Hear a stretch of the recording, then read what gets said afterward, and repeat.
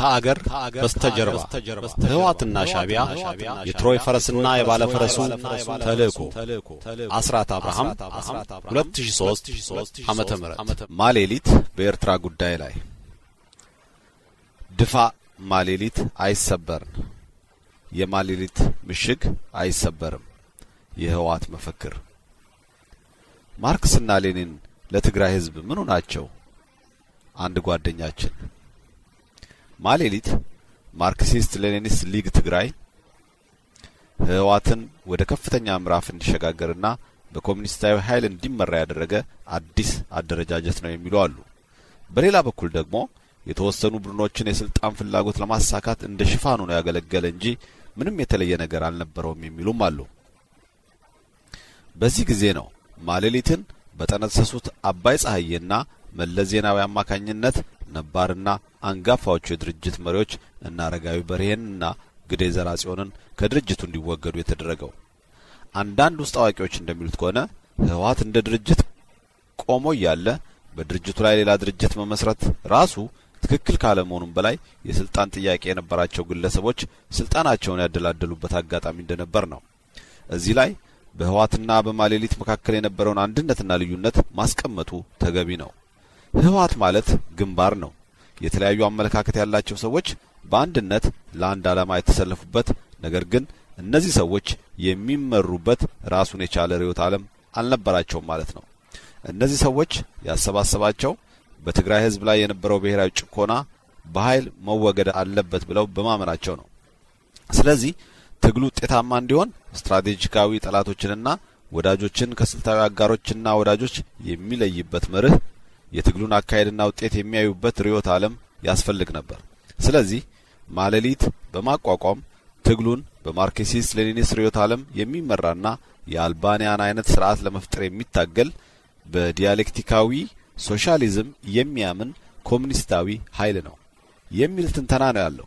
በእርግጥ ይህ በነባሩ ፓርቲ ላይ በህገወጥ መንገድ የተቋቋመና ታጋዩ የነበረውን ንቃተ ህሊናና የመጣበትን ማህበረሰብ ከግምት ያላስገባ በመሆኑ የላይኛው አመራርና የካድሬው ፓርቲ እንጂ አብዛኛው ታጋይ የያዘ አልነበረም። እንዲያውም እውነቱን እንናገር ከተባለ ከአመራሩና ከካድሬው ውስጥም የተወሰነውን ክፍል ብቻ ያቀፈ፣ ከዚያ ውጭ የነበረውን ለመምታት ያገለገለ በትር ነበር ማለት ይቻላል። ከዚህ ከማሌሊት ምስረታ ጋር ተያይዞ የሚነሳ ሌላም ነገር አለ። ሻቢያ ሶቪየት ህብረትን ሶሻል ኢምፔሪያሊስት ነች ብሎ ማመን አለበት የሚል አስተሳሰብ በህወሓት ውስጥ በነበረው ኮሙኒስታዊ ቡድን ውስጥ ጎልቶ መውጣት ጀመረ። ይህ ቡድን አንጋፋዎቹን የድርጅቱን አመራር በመርህ የለሽነት ፕራግማቲዝም ለመምታት እንደ ሽፋን እንደተጠቀሙበት ነው የሚታመነው። ምክንያቱም አብዛኛው ታጋይ ከሻቢያ ጋር የነበረውን ወደ ሎሌነት ያዘነበለ መደጋገፍ ይቃወመው ስለነበር ይህን አብዛኛውን ታጋይ የነበረውን ስሜት በማራገብ በድርጅታችን ውስጥ ፕራግማቲዝም ነግሷል በማለት ከካድሬው ድጋፍ ለማሰባሰብ ተጠቅመውበታል።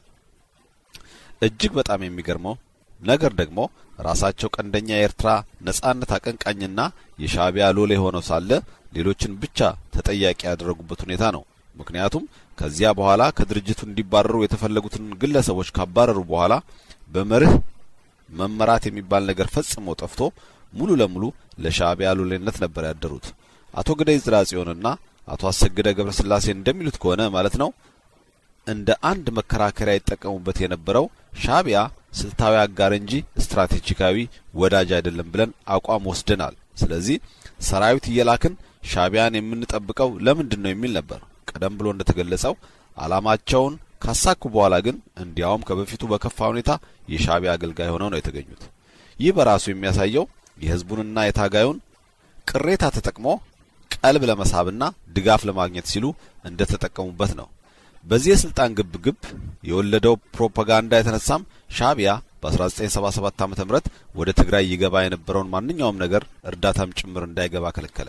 የትግራይ ህዝብ በማያውቀው ጉዳይ ውስጥ ሱዳን እንዳያልፍ በሻቢያ ታግቶ፣ በሌላ በኩል ደግሞ የደርግ ተዋጊ ሚጎችና ሄሊኮፕተሮች እየተከታተሉ እንዲያጠፉት ነው የሆነው።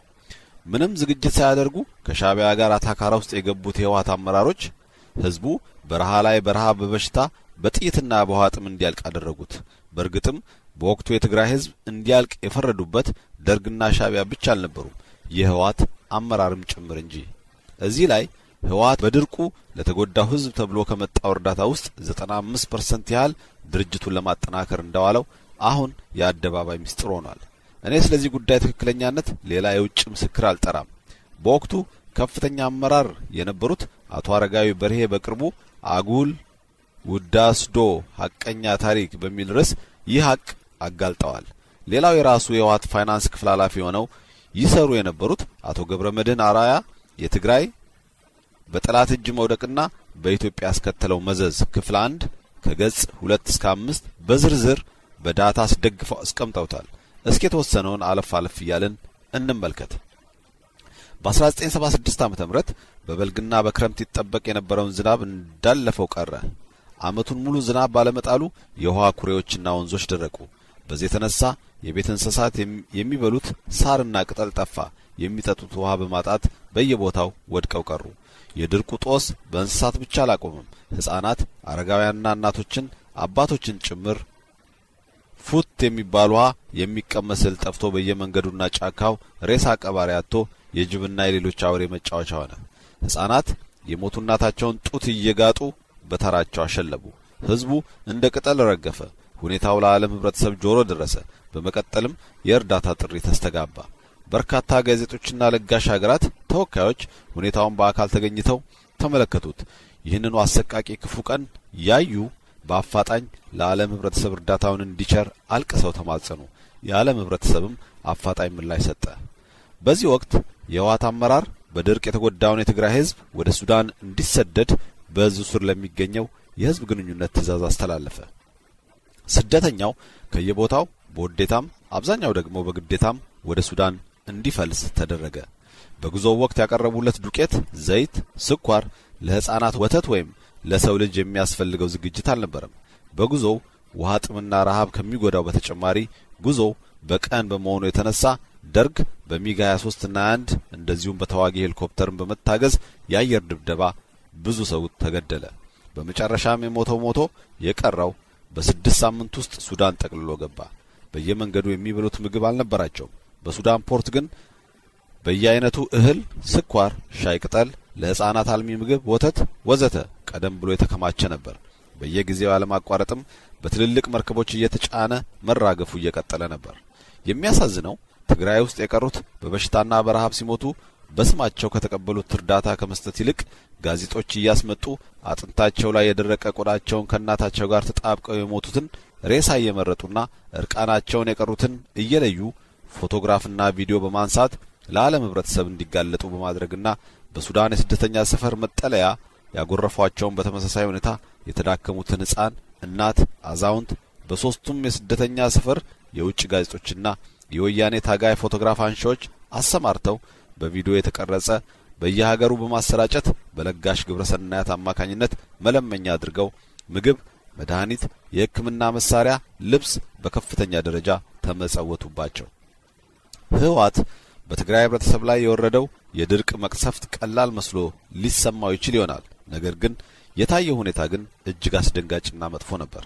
እናት 2 ህፃናት አቅፋ ልጆቿና እሷ ሙተው የታዩበት፣ ህፃን እናቱ ሞታ ሬሳ እየጠባ የታየበት፣ አዛውንቶች በጅብ ተበልተው የጅብ ትራፊ በየበረሃው የወደቀበት አክሱም፣ ሽሬ፣ አጋመ፣ እንደርታ፣ ራያና ዘቦ፣ አድዋ፣ ተንቤን፣ ክልት አውላሎ እስከ ራያና ቆቦ በተለያዩ ጊዜያትና በተደጋጋሚ የእርዳታ ለጋሾች እየተዘዋወሩ ተመልክተው የእርዳታ አስፈላጊነቱን ምስክርነት ለዓለም የሰጡበትና ዓለም ተማጽነው ያገኙትን እርዳታ ህዝቡ ሳይጠቀም ወያኔ የፖለቲካ ትርፍ ያካበተበት ብቻ ሳይሆን ሀብት ያግበሰበሰበት አጋጣሚ ነው። አቶ ገብረመድህን አርአያ የትግራይ በጠላት እጅ መውደቅና በኢትዮጵያ ያስከተለው መዘዝ ክፍል 2 ከገጽ 2 እስከ 5 በህዝቡ ስም የመጣውም እርዳታ የት እንደዋለ ሲገልጹ እንዲህ ይላሉ። በመቀጠል ያደረጉት በሱዳን ከተሞች ከፍተኛ የመደለል ችሎታ ያላቸውን ሱዳናውያን በመቅጠር ከነጋዴዎች ጋር እያገናኙ የእርዳታውን ንብረት መሸጥ ነበር። በዚህ መንገድ ህወሓት የሰበሰበው ሀብት በቢሊዮን ዶላር እንደሚቆጠር ነው አቶ ገብረመድህን አርአያ የሚገልጹት። ከዚህ በተጨማሪ የህወሓት አመራር ለማሌሊት ምስረታ ጉባኤ ያወጣው ገንዘብ ከአንድ ሀብታም ሀገር መንግስት ውጪ የሚልቅ እንደነበር እንደሚከተለው ይገልጸዋል። ይህ ጉባኤ የተካሄደው የትግራይ ህዝብ በድርቅ ምክንያት እንደ ቅጠል እየረገፈ ባለበት ወቅት ነው። የጉባኤው ወጭም ከዚሁ ህዝብ የተነጠቀ ሀብት ነው። የሰው ልጅ እየረገፈ በየመንገዱ ቀባሪ አጥቶ የጅብ ቀለብ በሆነበት ወቅት ነው። ለስብሰባው ለ15 ቀናት የተካሄደው የጉባኤውን ቆይታ ወጪ ለትዝብት ያህል እንመልከት። በቅድመ ዝግጅቱ 300 ከብቶች ለእርድ ቀርበዋል። በየቀኑ ከ7 እስከ 10 ከብቶችና 2 ፍየሎች ይታረዳሉ። ሁሉ ጉባኤተኛ የሚመገበው የነጭ ጤፍ እንጀራ ነው። በየቀኑ ጠዋት ቁርስ አምባሻና ስጋ ጥብስ ሆኖ ምሳና ራት ቀይ የስጋ ወጥ፣ አልጫ የስጋ ወጥ ጥብስ ይቀርባል። በተጨማሪም የታሸጉ ፍራፍሬዎችና አትክልት እንደ ልብ ነው። መጠጥ ጉሽ ጠላ፣ የጠራ ጠላ እንደ ውሃ ይንቆረቆራል። እንደዚሁም ውስኪና ቢራ በጅምላ ነው። በዚህ መሰረት በቀን የሚወጣው ወጪ እንኳንስ ሽምቅ ተዋጊ ቀርቶ የአንድ ሀብታም ሀገር መንግስትም ሊያወጣው የማይችል ነበር። በአጠቃላይ ህወሓት በድርቁ ምክንያት ምን ያህል አትራፊ እንደሆነ ሲገልጹ አሁን በድርቅ ከተጎዳው ህዝብ በተዘረፈ ንብረት ህወሓት ፍጹም ሀብታምና ባለጸጋ ለመሆን በቃ ይላሉ። በዚያን ጊዜ መሰረቱን የጣለው የህወሓት የቢዝነስ ኤምፓየር አሁን በአገሪቱ ላይ ለሚታየው የተዛባና ጤናማ ያልሆነ ኢኮኖሚ ዋነኛው ምክንያት ነው። በስሙ እየተነገደበትና አገር እየተገዛበት ያለው የትግራይ ህዝብም በህወሓት አመራር ሴራ ምክንያት የብዙ ነገር ሰለባና በሁሉም ዘንድ ተተኳሪ እንዲሆን አድርጎታል። የተወሰኑ የሀገራችን ፖለቲከኞች በልዩ ልዩ ወገኖች በሚነዛው ፕሮፓጋንዳ ተታለው፣ አንዳንዶቹ ደግሞ ሆን ብለው እንደ አንድ ስልትም ወስደው የህወሓት አመራር ለፈጸመው ስህተት ሁሉ በአመራሩ ፋንታ ይህ ህዝብ መስዋዕት ለማድረግ የሚቋምጡ አልታጡም። ይህ አካሄድ ህገወጡ የህወሓት አመራር የሚጠቅምና የበለጠ ህዝቡን በቁሙ እንዲግጠው የሚያደርግ እንጂ ተባብረን ይህ ጸረ ህዝብና አገር የሆነውን ስርዓት እንድናስወግደው የሚያደርገን አይደለም። እስከዛሬም ኢህአዴግ ተደላድሎ እየገዛን ያለው በህዝቡና በተቃዋሚዎች ውስጥ ባለው መከፋፈልና መለያየት ምክንያት ነው። በአዲስ ነገር ጋዜጣ መስከረም 24 2001 ዓ.ም ገጽ 15 ስለዚህ ጉዳይ ያልኩትን እዚህ ላይ ብደግመው ደስ ይለኛል። በመሰረቱ የደርግ ባለስልጣናት በኢትዮጵያ ህዝብ ላይ ላደረሱት በደል ህግ ፊት ቀርበው እንደተዳኙ ሁሉ ባለፉት 18 ዓመታት የሀገርን ጥቅም ለሌላ አሳልፎ በመስጠት ወንጀል በግልም ሆነ በቡድን የሚጠየቁት የገዢው ፓርቲ ባለስልጣናት ናቸው። የትግራይ ህዝብ በህዝብነቱ የፈጸመው ጥፋት የለም፣ ሊኖርም አይችልም። ከሌላው ህዝብም በተለየ ሁኔታ እንደ ህዝብ ሊጠየቅ አይችልም። ስለዚህ የትግሬዎችን ተጠያቂነት ሳናረጋግጥ እንዴት አብረን ወደፊት እንሄዳለን የሚለው የአንዳንዶቹ ጭፍን አነጋገር ህዝቦች ተከባብረው በአንድነት በሚኖሩባት በዚች ሀገር የሩዋንዳን አይነት ጥፋት ለመድገም እስካላሰብን ድረስ ምንም የሚፈይድልን ነገር አይኖርም። ለሆነው ነገር ሁሉ አንድን ህዝብ ነጥሎ ተጠያቂ ነው ማለት የችግሩን ምንጭ በደንብ ካለመረዳት ወይም መረዳት ካለመፈለግ የሚመጣ ስህተት ነው የሚሆነው። በማሌሊት ሽፋን የነመለስ ቡድን ቀደምት አመራሮችን እንዴት አድርገው እንዳስወገዷቸው ቀደም ሲል ተገልጿል። በህወሓት የኋለኛው ዘመን ክፍፍልም ላይ እነዚህ ወገኖች ቦናፓርቲዝም የሚል ሐሳብ በማምጣት ህዝቡንና አባላቱን ማደናገር እንደቻሉና ዋናው የአገር ሉዓላዊነት አጀንዳ ተድበስብሶ እንዲቀር እንዳደረጉ ይታወቃል። ቦናፓርቲዝም የሚለው ቃል ስልጣንን ያለ አግባብ በቤተሰብና በዘመድ አዝማድ እንደ ርስት መያዝን የሚያመለክት ሆኖ ሳለ በፊት ከነበረው በባሰ ሁኔታ ሌላውን በማባረር በስብሐት ነጋ ቤተሰብ ዙሪያ የተሰባሰበ ቡድን ነው ለብቻው ስልጣኑ ላይ እንዲደላደል ነው የተደረገው። የማሌሊት ምስረታም የሆነው እንደዚያው ነበር። እጅግ የሚገርመው የስልጣን ድልድሉ ከተሳካ በኋላ ብዙም ሳይቆይ ማሌሊትን ካለምንም ውሳኔ እንዲቀር በማድረግ እንደ ጨው እየሟሟ እንዲጠፋ የተደረገበት ሁኔታ ነው። በዓለም ላይ የሶሻሊስት ጎራ የተዳከመ መሄዱን ተከትሎ በህወሓት አመራር ዘንድ ይህ የጠራ ኮሙኒዝምን የመከተል ፍላጎት እንዲቀር ሆነ። አዲሱ የህወሓት መሪ አሜሪካን ደርሰው ከመጡ በኋላ ማለት አሁን ካለው ዓለም ጋር ተመሳስለን መሄድ ካልቻልን ለዘመናት ራሱን ሲያደላድል ከነበረው የኢምፔሪያሊዝም ግድግዳ ጋር ተላትመን መውደቃችን ነው። ስለዚህ ቀዩን አርማ በልባችን ይዘን ከላይ ነጭ ካባ ደርበን መጓዝ ግዴታችን ነው። ካፒታሊዝምን በፓርቲው ውስጥ አስተዋወቁ። እነዚህ ሰዎች መንግስት ሲሆኑ ደግሞ የካፒታሊዝምን ምንነትና ጥቅሙን በተግባር አወቁት። ሀብት መሰብሰብ፣ ገንዘብ ማከማቸት ምን ማለት እንደሆነ ተረዱት። ለዘመናት ካፒታሊዝም ይውደም እያሉ እንዳልዘመሩ በዚሁ እምነትም ብዙ ጓዶቻቸው እንዳልሰው ሆነው ረሱት። ዘግይተውም ቢሆን ጥቅሙን አይተውታልና የመጡበትን መንገድ ማስታወስ አልፈለጉም። መሪዎቹ በአብዮታዊ ዲሞክራሲ እየተመራን ጉዟችን ወደ ካፒታሊዝም ነው ሲሉ ጊዜ እንዲያስተጋባ እንጂ እንዲያስበው ነው ያልተቀረጸው ካድሬ በደንብ ሳይገባው ጉዟችን ወደ ካፒታሊዝም ነው አለ። የማሌሊት ምሽግ አይሰበርም፣ ድፋ ማሌሊት አይሰበርም እያሉ ፈንጅ ረግጠው የተሰዉት ጓዶቻቸውን አደራ ለአፍታም ቢሆን ያስታወስ አልነበረም። ማሌሊትን ያነሳ ውሾ ሆነ። አንድ ጓደኛችን ስለዚህ ጉዳይ ስንነጋገር ቀድሞውኑ አንድ ኢትዮጵያዊ ገበሬ ለማርክሲዝም ሌኒኒዝም ዓላማ የሚሰዋበት ምክንያት የሚገርም ነው ብሏል። በነገራችን ላይ አንዳንድ ቅን ታጋዮች ይህን በመሪዎቻቸው ላይ ያዩትን ፈጽሞ ድንገቴ የሆነ የሐሳብ ለውጥ ማመን ስለተሳናቸው መሪዎቻችን ወደ ውጭ ሀገር በሄዱበት ወቅት ሲአይኤ የአእምሮ እጥበት ወይም ብሬን ወሽ ሳያካሄድባቸው አልቀረም ብለው ሲቆጩ ኢምፔሪያሊዝምን እናሸንፈዋለን ብለን ታግለን መጨረሻ ላይ እንዲህ ጫወትብን ብለው ሲተክዙ ተመልክቻለሁ። በወቅቱ በእድሜም በእውቀትም ያን ያህል የበሰልኩ ስላልነበርኩ ነገሩ በደንብ ሊገባኝ አልቻለምና ስለ ሲአይኤ ወይም ኢምፔሪያሊዝም ሳስብ በጣም ይገርመኝ ነበር። ለምሳሌ በዚህ መጽሐፍ ላይ ስሙን ለመጥቀስ የማልፈልገው አንድ ነባር ታጋይ በዚህ ርዕስ ዙሪያ ስንነጋገር ያለኝን እዚህ ላይ መጥቀሱ ተገቢ ነው። ይህ ታጋይ አቶ መለስን እንደ ፈጣሪ ነው የሚያያቸውና በምንም መንገድም ቢሆን ስለሆነው ስህተት ሁሉ ሊወቅሳቸው አይፈልግም። ከዚያ ይልቅ ሌሎች ኃይሎችንና ግለሰቦችን ነው ተጠያቂ የሚያደርጋቸው። ወደ እርሱ ወግ እንዝለቅ። አንተኮ በረሃ ያለን ባታውቀው ነው እንጂ መለስ እኮ ልዩ የሆነ ጭንቅላት ያለው ሰው ነበር። የተለሳለሰ አቋም የያዘውና ከመሰረታዊ ጠላቶቻችን ጋር ወይም ኢምፔሪያሊዝምና አሜሪካ መሆናቸው ነው። መዋል የጀመረው ለመጀመሪያ ጊዜ አሜሪካ ሄዶ 2 ወር ከርሞ የመጣ ጊዜ ነው። አየህ፣ እነዚህ አሜሪካውያን ተንኮለኞች ናቸው። መለስን የመሰለ ብሪሊያንት ሰው በሲአይኤ ሊቃውንትና በሳይኮሎጂስቶች አማካኝነት ስልጠና እንዲወስድ አድርገው በአእምሮ ውስጥ የነበረውን ጥሩ ነገር ሁሉ ጠርገው በማውጣት የራሳቸውን ሐሳብ መቀበል እንዲችል አድርገው አወጡት። ተመልሶ ሲመጣ የሚናገረው ሁሉ የተለየ ሆነ። ያን ጊዜ እኛ በጣም አድርገን አዘንን። መቼም አንዳንዶቹ በህወሓት መሪዎች ዘንድ የሚነገረውን ሁሉ ፍጹም እውነት አድርገው የሚወስዱ ስለነበሩ እንዲህ ቢሉ አይፈረድባቸውም።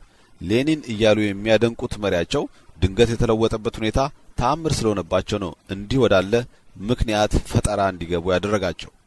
ይህን ድንገት የተደረገው ለውጥ ልብ ያላሉ አንዳንድ የትግራይ ገበሬዎችም የመጀመሪያውን የካቲት 11 ህወሓት የትጥቅ ትግል የጀመረበትን ቀን በደማቅ ሁኔታ በ1984 ዓ.ም በመቀሌ ከተማ ሲያከብር የማሌሊትን አርማ ያለበትን ባንዲራ ይዘው ሰልፍ ወጡ። ታዲያ ካድሬዎቹ የህወሓትን ባንዲራ በምትኩ እየሰጡ ያንን የማሌሊትን አርማ ካሜራ እንዳያገኘው ለመደበቅ ሲታገሉ ስራ በዝቶባቸው ዋለ ይባላል። ከሰልፈኛው እየተቀበሉ ሲደብቁት በአይኑ ያየ አንድ ከውጭ ሀገር ለበዓሉ ብሎ የመጣ ሰው ዛሬም ድረስ በተመስጦ የሚያወራው ነገር ነው። ወደ ዋናው ርዕሰ ጉዳያችን እንመለስና ለመሆኑ ማሌሊት በኤርትራ ጉዳይ ላይ ምን አይነት አቋም ነበረው የሚለውን እንይ። የህወሓት መሪዎች ለትግራይ ህዝብ ነው የምንታገለው እያሉ የትግራይን ወጣት አሰልፈው በትግራይ ምድር ቢንቀሳቀሱም በቀዳሚነት ለኤርትራ ነጻነት የተሰለፉ የሚያስመስሉባቸው ነገሮች እጅግ ብዙ ናቸው። በተአምርም ቢሆን በእነርሱ ዝርዝር አጀንዳ ውስጥ ፈጽሞ ቀርቶ የማያውቀውን የኤርትራን ጉዳይ በማሌሊት የምስረታ ጉባኤ ላይም እንደ አንድ ዋነኛ አጀንዳ ሆኖ ቀርበዋል። የህወሓት ኮሚኒስት ኃይል የ10 ዓመት ጉዞ ግምገማ በሚለው ህወሓት ባሳተመው መጽሐፍ ላይ ተገልጿል። ከገጽ 116 እስከ 119 የኤርትራ ጥያቄ ለኢትዮጵያውያን ኮሚኒስቶች የውስጥ ጉዳይ አይደለም፣ ኤርትራ የኢትዮጵያ አካል አይደለችምና፣ ስለሆነም ኢትዮጵያውያን ኮሚኒስቶች በኤርትራ የሚገኙትን ታክቲካል ወዳጆችን ደካማ ጎን በመጠቀም ረገድ የሚኖራቸው ሚና የምዕራብ ሰሃራ ወይም የፊሊፒንስ ታጋይ ኃይሎች ያላቸው ደካማ ጎን ከመጠቀም ሚናቸው የተለየ አይደለም። ባጭሩ ትኩረት የሚሰጠው ተግባር አይደለም። ስለሆነም ኮሚኒስት ኃይሉ የኤርትራ ድርጅቶች የተሳሳተ አመለካከቶች በይፋ አለመንቀፉ ከፕራግማቲዝም የመነጨ ስህተት ፈጽሟል የሚያሰኝ አይደለም። ይህንን አለማድረጋችንም ያስከተለው ስትራቴጂያዊ ጉዳት የለም። በአንጻሩ በግልጽ መድረክ የመታገሉ ተግባር ቀደም ብሎ ተጀምሮ ቢሆን ኖሮ ድርጅታዊ ግንኙነቶች ሊሻክሩና አብዮቱ ሊያገኝ የቻለውን ጥቅም እንዳያገኝ አድርጎ ስትራቴጂው የሚጎዳበት ሁኔታ ይፈጠር ነበር። እንግዲህ ከላይ እንዳየነው የኤርትራ ጉዳይ የኢትዮጵያ ውስጣዊ ጉዳይ አለመሆኑን ብቻ ሳይሆን እንደ ምዕራብ ሰሃራ ወይም እንደ ፊሊፒን መታየት እንዳለበት ነው አጽንኦት ሰጥተው ያስቀመጡት። ቅዱስ መጽሐፍ ዓይን ከማየት ጆሮ ከመስማት አይሞላም እንዲል እኛም ሌላ ጉድ ለመስማት እንቀጥል። የኤርትራ ታጋዮችና ኢትዮጵያውያን ኮሙኒስቶች በአሁኑ ወቅት ያሏቸው ጠላቶች የጋራ ጠላቶች ናቸው። የኤርትራና የኢትዮጵያ ሕዝቦች ትግሎች በቀጥታ የተያያዙ ናቸው። ስለሆነም ምንም እንኳ የኤርትራ ጥያቄ የቅኝ ግዛት ጥያቄ በመሆኑ የኢትዮጵያ ውስጣዊ ጉዳይ ነው ባይባልም በኢትዮጵያ አብዮት ውስጥ ከፍተኛ ቀጥተኛ ሚና ያለው ስለሆነ ማንም ኢትዮጵያዊ ኮሙኒስት ግልጽ አቋም መውሰድ አለበት። የኤርትራ የአርነት ግንባሮች ያነሱት ጥያቄ ፍትሃዊ መሆኑን ተገንዝበው መደገፍ አለባቸው። የጋራ ጠላት ያላቸው መሆኑን አምነው ትግላቸው ለማቀናጀት መቻል አለባቸው። ዋናው የግንኙነታቸው መልክም ይሄው በጋራ ጠላቶች ላይ የመረባረብ ስራ መሆን አለበት። የኤርትራ ሕዝብ ታክቲካዊና ስትራቴጂካዊ ወዳጆቹን በሚገባ ለይቶ እንዲያውቅ የማድረግ ኃላፊነት በመሰረቱ የኤርትራውያን ኮሙኒስቶች ነው። ያም ሆኖ ግን ጥያቄው በቀጥታ የኢትዮጵያ አብዮትና ኮሙኒስቶች የሚመለከት ስለሆነ ከማንኛውም አገር ኮሙኒስቶች በበለጠ ኤርትራውያን ኮሙኒስቶች በዚህ በኩል የመርዳት ኃላፊነት ያለባቸው የኢትዮጵያ ኮሙኒስቶች ናቸው። ስለሆነም የኤርትራ ታጋይ ድርጅቶች የተሳሳቱ አመለካከቶች ለኤርትራ ሕዝብ መጠቆም መቻል አለበት። ይህን አለማድረግ የሚጠበቅባቸውን ዓለም አቀፋዊ ግዴታ በሚገባ አለመወጣት ብቻ ሳይሆን የኢትዮጵያን አብዮት የዘለቄታ ጥቅምንም የሚጎዳ ይሆናል። የኤርትራ ሕዝብ በቅኝ ግዛት ከሚማቅቅ በከበርቴ ወይም በንዑሰ ከበርቴ አመራር ስር ሆኖ ነጻ ቢወጣ ሺህ ጊዜ የሚመረጥ ነው። በላባደሩ አመራር ነጻነቱን ቢቀዳጅ ግን ለኤርትራ ሕዝብ ብቻ ሳይሆን ለኢትዮጵያ ሕዝብም የሚጠቅም ነው። ስለሆነም የነጻነቱን ትግል ሳያደናቅፉ ነጻነቱ በላባደሩ ስር ሆኖ እንዲያገኝ ማድረግ የኢትዮጵያ አብዮት በማጠናከር ረገድም አስፈላጊ ነው። በዚህ አንጻር በኮሙኒስት ማዕከሉ የተመራው ህወሓት የተከተለው የትግል ስልት ትግል የለሽ አንድነት ብቻ ነበር። ህግ ሃዬ ወይም ሻቢያ ከሌሎች የኤርትራ ድርጅቶች በበለጠ በኢትዮጵያ አብዮት በአጠቃላይም ይሁን በትግራይ ህዝብ ትግል አዎንታዊ ሚና የሚጫወት ስለሆነ ከዚህ ድርጅት ጋር የሚደረገው ልዩ ትኩረት መስጠቱ ትክክል ነበር። ይህ ጽሑፍ የኢህአፓ ግርፍ ለነበረው ኢህድን ህወሓት በኤርትራ ጉዳይ ላይ ያለውን አቋምና ሻቢያን በተመለከተ ሁኔታ የሚደግፍበትን ምክንያት ለማሳመን ብሎ ያዘጋጀው ነው። በአማርኛ እንዲሆን መደረጉም ልብ ይሏል። ስለዚህ በዓለም አቀፋዊ ኮሙኒዝም ስም ሲሸነግሏቸው ነው የምንመለከተው። ሌላው ነጥብ የኤርትራ ህዝብ ከኢትዮጵያ ጋር ከሚኖር በምንም አይነት ስርዓትም ስር ሆኖ ነጻ ቢወጣ እንደሚሻለው እየነገሩን ነው። ይህ ለኢትዮጵያ ህዝብ ብቻ ሳይሆን አዲስ ኤርትራዊ ማንነት እንዲኖረው ለተደረገው ወገንም ምን ሲደግሱለት እንደነበር የሚያመለክት ነው። ምንም እንኳን ከተነሳንበት ርዕስ ጉዳይ ጋር ቀጥተኛ ተያያዥነት ባይኖረውም ማሌሊት በኤርትራ ኃይሎች ላይ ያለውን አቋምም በተለይ ከጀብሃና ከሻቢያ ጋር የነበረውን ግንኙነት በስፋት ተመልክቷል። ወገንተኝነቱ ለማን እንደሆነም በማያሻማ መልክ እንዲህ በማለት አስቀምጦታል። ህግ ሃዬ ወይም ህዝባዊ ግንባር ሓርነት ኤርትራ ከሌሎች የኤርትራ ድርጅቶች በበለጠ በኢትዮጵያ አብዮት በአጠቃላይም ይሁን በትግራይ ህዝብ ትግል አዎንታዊ ሚና የሚጫወት ስለሆነ ከዚህ ድርጅት ጋር የሚደረገው ግንኙነት ልዩ ትኩረት መስጠቱ ትክክል ነው። ከላይ ያለውን ሀተታ ስንመለከት ሻቢያ ምንም እንኳ ኮሙኒስታዊ ኃይል ባይሆንም ለኤርትራ ግን እሱ እንደሚሻል ነው በተዘዋዋሪ መንገድ የሚነግሩን ያሉት። በግልጽም ሻቢያ ለኤርትራ ብቻ ሳይሆን በኢትዮጵያ አብዮት ላይ የሚጫወተው ሚና የላቀ እንደሆነ ነው የሚተርከው። ይሄው ከሻቢያ ምን ያህል ጥቅም እንዳገኘንማ በአይናችን እያየነው አይደል? ይህን ስላወቀ ሳይሆን ይቀራል ህወሓት የኤርትራን የነጻነት ትግል መምራት ያለበት ሻቢያ ብቻ ነው በማለት ጀብሃን ለአንድ ዓመት በዘለቀ ዘመቻ ወደ ቆላማው ኤርትራ ድረስ በመዝለቅ ከኤርትራ ምድር እንዲጠፋና የተቀረው ተበታትኖ ወደ ሱዳን እንዲሰደድ ያደረገው። በዚህ ዘመቻ ህወሓት ከ10,000 በላይ ሰራዊት እንዳለቀበት ይነገራል። ይህን ያደረገበት ምክንያት አንድም ሻዕቢያ በደርግ ተከቦ መፈናፈኛ አጥቶ ስለነበር ሻዕቢያን ከከበባ ለማውጣት ሲሆን፣ በሌላ በኩል ደግሞ የኤርትራን የነጻነት ትግል ሻዕቢያ ብቻ ነው ሊመራው የሚገባ የሚል አቋም ስለነበረው ነው። በዚህም ምክንያት ሻዕቢያን ወግኖ ጀብሃን ደምስሶታል። አቶ አሰግደ ገብረስላሴ እንደሚሉት ከሆነ እጅግ የሚገርመው ነገር ደግሞ ህወሓትና ጀብሃ በሚቀጣቀጡበት ወቅት ምሽጉ ውስጥ ሆኖ ሲመለከት የነበረው ሻዕቢያ በኋላ የህወሓት ሰራዊት ድል ካደረገ በኋላ ከጀብሃ የተማረከውን መሳሪያ በኤርትራውያን ደም የተገኘ ስለሆነ ለእኛ ነው መስጠት ያለባቸው የሚል ሀሳብ ማቅረቡ ነው። ጠቅለል ባለ መልኩ ህወሓት 10 ዓመት የትጥቅ ትግል አካሄዶ ከተግባራዊ እንቅስቃሴው ትምህርትና ብዙ ልምድ ቢያካብትም የ77ን ድርቅ ሻዕቢያ በትግራይ ህዝብ ላይ የፈጸመውን ክህደት በአይናቸው ቢያዩም በእርግጥም በትግራይ ህዝብ ላይ ክህደት የፈጸመው ሻዕቢያ ብቻ ሳይሆን ራሳቸው የህወሓት መሪዎችም ቀንደኛ ተጠቃሽ ስለነበሩ ሁለቱ ከሚያመሳስሏቸው ነገሮች ይሄ አንዱ ነው። ለትግራይ ህዝብ ሻዕቢያ ጠቃሚው ነው ይሉናል። አጃይብ ማለትስ በዚህ ጊዜ ነው። እዚህ ላይ ማሌሊት በኤርትራ ጉዳይ የያዘው አቋም ህወሓት ከማገበት ጀምሮ ከነበረው አቋም በምንም መልኩ ፈጽሞ የሚለይ አልነበረም ማለት ይቻላል። ሊጠቀሙበት አልፈለጉም እንጂ በእርግጥ በ1977 ዓ.ም ስለ ሻዕቢያ ማንነትና ባህሪ የተሻለ ግንዛቤና እውቀት ነበራቸው። የተሻለ የትጥቅ ትግል ልምድ፣ የተጠናከረ የሰውና የትጥቅ አቅምም ነበር። ነገር ግን አንድ ጊዜ ለሻዕቢያ ሎሌነት አድረዋልና ልዩነቱን ሊገነዘቡት አልፈለጉም። ከሻዕቢያ ተጽዕኖ ነጻ ሆነው የራሳቸው ሰማይ ሊፈጥሩ ፀሐያቸውን በዚያ ላይ ሊያወጡ አላለሙም። በእርግጠኝነት ከሻዕቢያ የተሻለ ህዝብን የማንቀሳቀስ የተሻለ ሰራዊት ማሰለፍ ችለው ነበር። ነገር ግን ራሳቸውንና ህሊናቸውን ከሻዕቢያ ተላላኪነትና ጉዳይ አስፈጻሚነት ነጻ መውጣት አልቻሉም። ይህ መጥፎ አጋጣሚ በጠቅላላው የኢትዮጵያ ህዝብ በተለይ ደግሞ ከህወሓት ጎን ተሰልፎ መከራ ሲቀበል የነበረው የትግራይ ህዝብ በታሪኩ ከገጠመው ክህደትና የውድቀት አጋጣሚዎች ሁሉ እጅጉን የከፋው እንዲሆን አድርጎታል። ከማሌሊት ምስረታ በኋላም ይህ የኤርትራ ጉዳይ በህወሓት በኩል በስፋትና በጥልቀት ትንተና የተሰጠበትና ሰፊ የፕሮፓጋንዳ ዘመቻ በየአቅጣጫው የተከፈተበት ወቅት ሆኖ እናገኘዋለን። እንደሚታወቀው በዚህ ወቅት አንዳንድ ኤርትራውያን በትጥቅ ትግሉ መራዘም ምክንያት ወደ ተስፋ መቁረጡ ያዘነበሉበትና ጦርነቱን ቆሞ ሰላም የሚወርድበትን መንገድ የሚያፈላልጉበት ወቅት ወደ መሆን አዝማሚያ ነበር የሚያሳዩት።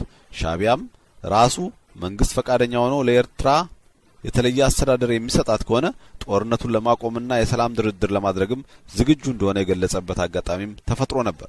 እንዲያው አቶ ኢሳያስ ከፍተኛ የሚኒስትርነት ቦታ ከተሰጠውና ለኤርትራ ደግሞ ራሱን የቻለ የፌዴሬሽን አስተዳደር የሚሰጣት ከሆነ ጦርነቱን ለማቆም ፈቃደኛ እንደነበሩ የህወሓት ከፍተኛ ባለስልጣን የሆኑት አቶ ስብሐት ነጋ በወቅቱ አደራዳሪ ከነበሩት የውጭ ሀገር ሰዎች አንደበት እንደሰሙ ለድምጽ ወያኔ ሬዲዮ ተናግረዋል። ኢሳያስ ከድሮም ጀምሮ ስልጣን የትም ይሁን የት የሚገኝበት መንገድ ነበር ቅድሚያ የሚሰጠው። በዚህም ምክንያት ሻዕቢያ የነጻነት ትግሉን ጥሎ በደርግ ስር ስልጣኑን ለማደላደልና የስልጣን ክፍፍል ወይም ፓወር ሼሪንግ በማድረግ የትጥቅ ትግሉን ለማቆም ከአንዴም ሁለቴ ሞክሮ ነበር። በእነሱና በደርግ መካከል የነበረው ልዩነት በስልጣን ጥያቄ ላይ ብቻ ነው።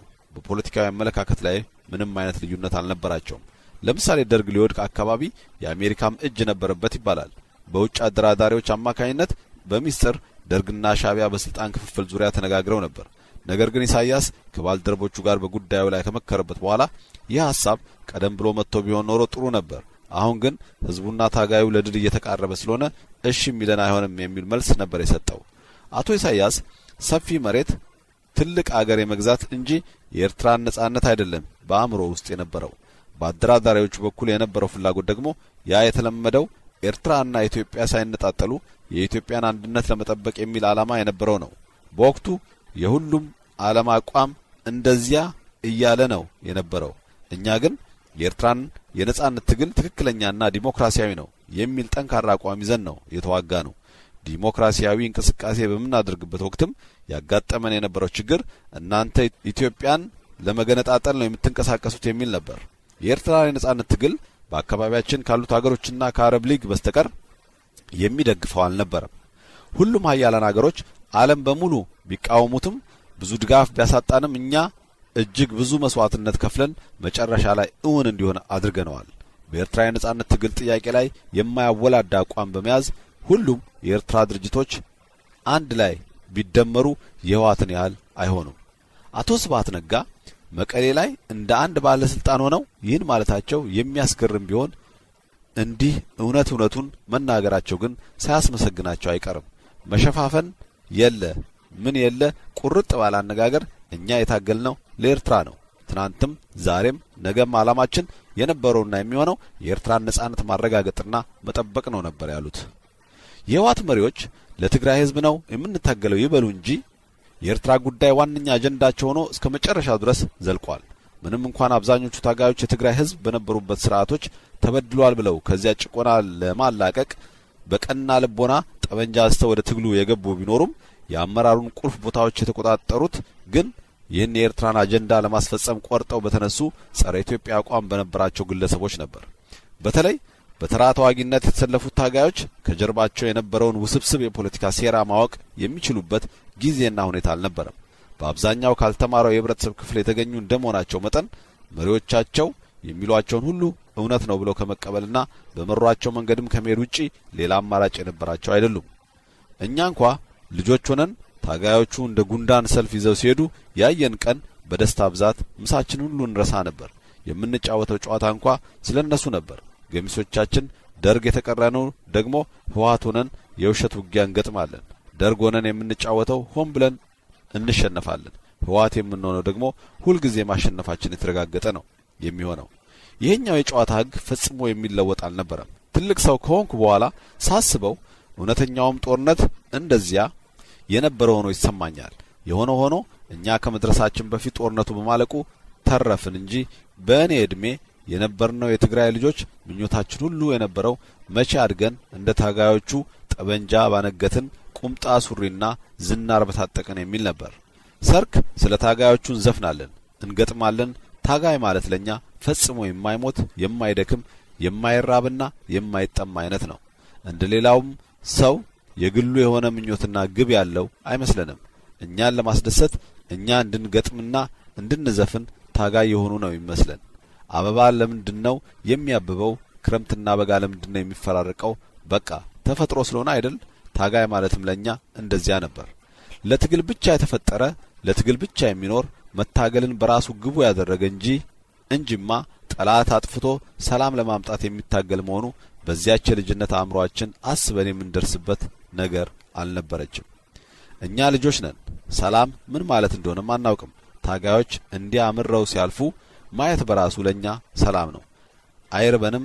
ወላጆቻችን ምግብ ይሰጡናል። ላሞቻችን ይወልዳሉ። ወተትም በሽበሽ ነበር። ስለዚህ ለኛ ሰላም ማለት ይሄ ነው። አንዳንድ ጊዜ እንደ መስቀል ወፍ ብቅ ብለው ከሚጠፉት ታጋዮች በስተቀር እውነተኛውን ጦርነትም በአይናችን አይተን አናውቅም።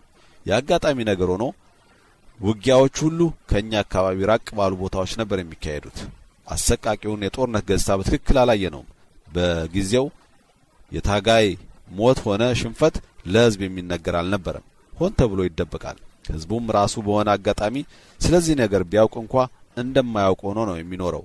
ስለ ታጋዮቹ ያልሆነ ወይም የሆነ ነገር ማውራት ችግር ነበረው። ድንገት ትፈለጋለህ ተብለ ትወሰድና በዚያው ነው የምትቀረው። ዳግመኛ ወደ ቤት አትመለስም። በዚሁ መልኩ የተወሰዱ ሰዎች ዛሬም ድረስ የት እንደገቡ የሚታወቅ ነገር የለም። ምናልባት አንድ ቀን የሥርዓቱ ግብዓተ መሬት እውን ሲሆን እያለቀስን ከተቀበሩበት ጉድጓድ አውጥተን በስርዓት እንቀብራቸው ይሆናል። በዚህ ወንጀልም በተራቸው የሚጠየቁ ይኖራሉ። ስለዚህ ከአማጽያኑ ጋር በሰላም መኖር የሚቻለው እነርሱ ያሉትን ሁሉ ተቀብሎ ነው። ሕግ ብለው ያወጡትንም ሁሉ ማክበር ግድ ይላል። ለምሳሌ ለታጋዮቹ ወጥቶ የነበረው ሕግ ብናይ እንኳ ምን ያህል ጨቋኝና ተፈጥሮን ሳይቀር የሚቃረን እንደነበረ እንረዳለን። አንድ ታጋይ በምንም መልኩ ቢሆን ወሲብ ፈጽሞ ከተገኘ ወይም ውጊያ ላይ ከሸሸ የሚጠብቀው ሞት ብቻ ነበር። በእርግጥ ይህ ደንብ አመራሩን የሚመለከት ነበር ወይ የሚል ጥያቄ እንድታነሳ የሚያደርጉ ነገሮች አሉ። እንዲሁም አንድ ታጋይ በውጊያ ላይ ወንድሙን ወይም እህቱን ወይም ሌላ የሚያውቀውን ሰው መሞቱ ቢያውቅ እንኳ ለማንም ትንፍሽ ብሎ አይናገርም። በሆነ አጋጣሚ ወደ ቤተሰቡ ቢመጣ እንኳ ይህን አይናገርም። ሌላ ቦታ እንዳሉና ደህና መሆናቸውንም ብቻ ነው የሚናገረው። በታጋዮቹ ዘንድ እንዲያ ያለን ምስጢር ማውጣት በከባድ ዲሲፕሊን የሚያስጠይቅ ወንጀል ነው። መቼም ታጋዮቹ የነበራቸውን ዲሲፕሊንና የህዝብ ተቆርቋሪነት ምድራዊ የማይመስለው ቅንነታቸውና ደግነታቸው ላየ ሰው ከጀርባቸው ከህዝቡና ከነርሱ አጀንዳ ውጪ ሌላ ተልእኮ ያለው ኃይል ይኖራል ብሎ መጠርጠር የሚቻል አልነበረም። በጀግንነታቸውና በህዝባዊነታቸው ምክንያት ህዝቡ በቀላሉ በታጋዮቹ ፍቅር እንዲወድቅ ሆኗል። ዋርካ ስር ተቀምጠው የሚሰጡት ፍትህ ህዝቡ በፊት የሚያውቃቸውን መንግስታት ሁሉ የሚያስነቅ ነበር። በአንጻሩ የደርግ ሰዎች የሽፍታ ስራ ነበር የሚሰሩት። በተለይ ወታደሩን የሚመሩት መኮንኖች ግብረ ገብነት አልነበራቸውም። የገበሬዎችን ከብት ሰብስበው አርደው ይበላሉ። ለእነርሱ እንኳ እስከ አፍንጫቸው መሳሪያ ታጥቀው በእጀ ያሏቸውን አማጽያን ታስጠጋላችሁ በማለት የገበሬው ቤት ያቃጥላሉ። በህይወት ያገኙት ሁሉ መረሸን ነበር ተግባራቸው። በተለይ በህወሓት ቁጥጥር ስር ወደ ነበሩት መሬቶች የዘለቁ ቀን በአካባቢው ምጽአት የደረሰ ያስመስሉታል። በወታደሩ አካባቢ የነበሩት መሪዎች በጭራሽ ኃላፊነት የሚሰማቸው አልነበሩም። ህዝቡ ፈጽሞ የነሱ ያልሆነ ያህል ድምጥማጡን ሊያጠፉት ይፈልጋሉ። ነገ ሁኔታዎች ቢለወጡ ህዝቡ ሊለወጥና ከመንግስት ጎን ሊቆም እንደሚችል አይታያቸውም። በዚህ ምክንያትም ህዝቡ ደርግ ወደዚያ ድርሽ እንዳይል ከታጋዮቹ ከልጆቹ ጋር መሃል ላይ ይገባል። ከጎናቸው ሆኖም ይዋጋል። ልጆቹ እንዳይርባቸው ስንቅ ያዘጋጅላቸዋል። ሲጠማቸው ውሃ ተሸክሞ ያሉበት ድረስ ወስዶ ያጠጣቸዋል። ሲቆስሉ ቤቱ ድረስ ወስዶ እንዲያገግሙ ተንከባክቦ ያድናቸዋል። የጠላት እንቅስቃሴ የተከታተለ መረጃ ያቀብላቸዋል። ይህ ሁሉ ማንም አስገድዶት የሚያደርገው አልነበረም። ይህ ሁሉ የሚያደርገው ስለ ታጋዮቹ ደግነት፣ ስለ ልጆቹ ፍቅር ነበር። ይህ ሁሉ ሲሆን ውጊያውን ከሚመሩት ከነ ሀየሎም ስዬ፣ ሳሞራ፣ ጻድቃን፣ ጆቤና ከመሳሰሉት ኮማንደሮች በስተቀር ስለ እውነተኛ መሪዎቹ የሚታወቅ ነገር አልነበረም። እነዚያ መሪዎች መታየትን የሚፈልጉ አልነበሩም። ከመጋረጃው በስተጀርባ ሆነው በርቀት እየተቆጣጠሩ ትግሉን ይመሩታል። ስለዚህ ህዝቡ የታጋዮቹን ጀግንነት በቅርብ የነበሩትን ወታደራዊ ኮማንደሮች ብስለትና ፍትሃዊነት እያየ የእነዚህ ልጆች መንግስት በቶሎ ይመጣ ዘንድ ፈልገዋል። ለዚህም ነው ወይ ከነርሱ ጋር ሊያልፍለት ወይም አብሯቸው ሊጠፋ ቆርጦ ከጎናቸው የተሰለፈው። የፈለገ ያህል ምድራዊ ኃይል ቢመጣም ከዚያ አቋሙ የሚለያይ አይመስልም ነበር። ስለዚህ ስለ ልጆቹ ይዘፍናል፣ ይዘምራል። ስለ ልጆቹ ባለበት ሆኖ ሌትም ቀንም ያወጋል። ከልጆቹ ጀርባ ዋሻ ውስጥ ተኩላዎች መሽገው እንዳሉ ለማወቅ ግን እንደ እስራኤል ህዝብ ከፈጣሪ የተላከ ነቢይ ያስፈልገው ነበር። ታጋዮቹ ዘመን አይሽሬው መዝሙራቸውን እየዘመሩ ሐሩር ፀሐይ ነዲድ ሆብላላ ማይበረድ ማይማይ ትበል ነፍሲ አብ ጀቅጀቅ ትረግረግ ዶንግላ ንንትራስ በአይቲ ይሁን ቤትና ሌይቲን ቀትሪን ጉዝ ንድህም ይጥመይና መስመርዩ ኃይሊና ህዝብዩ ኃይሊና ወይክ አይን ስአርነ ተአዋቲ ኢና እያሉ በድል ወደፊት ገሰገሱ። እውነትም ታጋዮቹ ከግስጋሴያቸው ሊገታቸው የሚችል ምድራዊ ኃይል አልነበረም። እንቅስቃሴ ሁሉ የተሰላ የማይመስለው የደርግ መንግስትም ድላቸውን ከማስመር የዘለለ የረባ ህዝብን ሊያሳምንና ከጎኑ ሊያሰልፍ የሚችል በፖለቲካና በኢኮኖሚ ተሳታፊ የሚያደርግ ስራ ሲያከናውን አልታየም። በተለይ የህዝብ ግንኙነቱ እጅግ ደካማ የሚባል አይነት የነበረ በመሆኑ ከአማጽያኑ በስተጀርባ ያለው ዓላማና የተዋናያኑ ማንነት በማጋለጡ ተግባር በርትቶ አልተገኘም።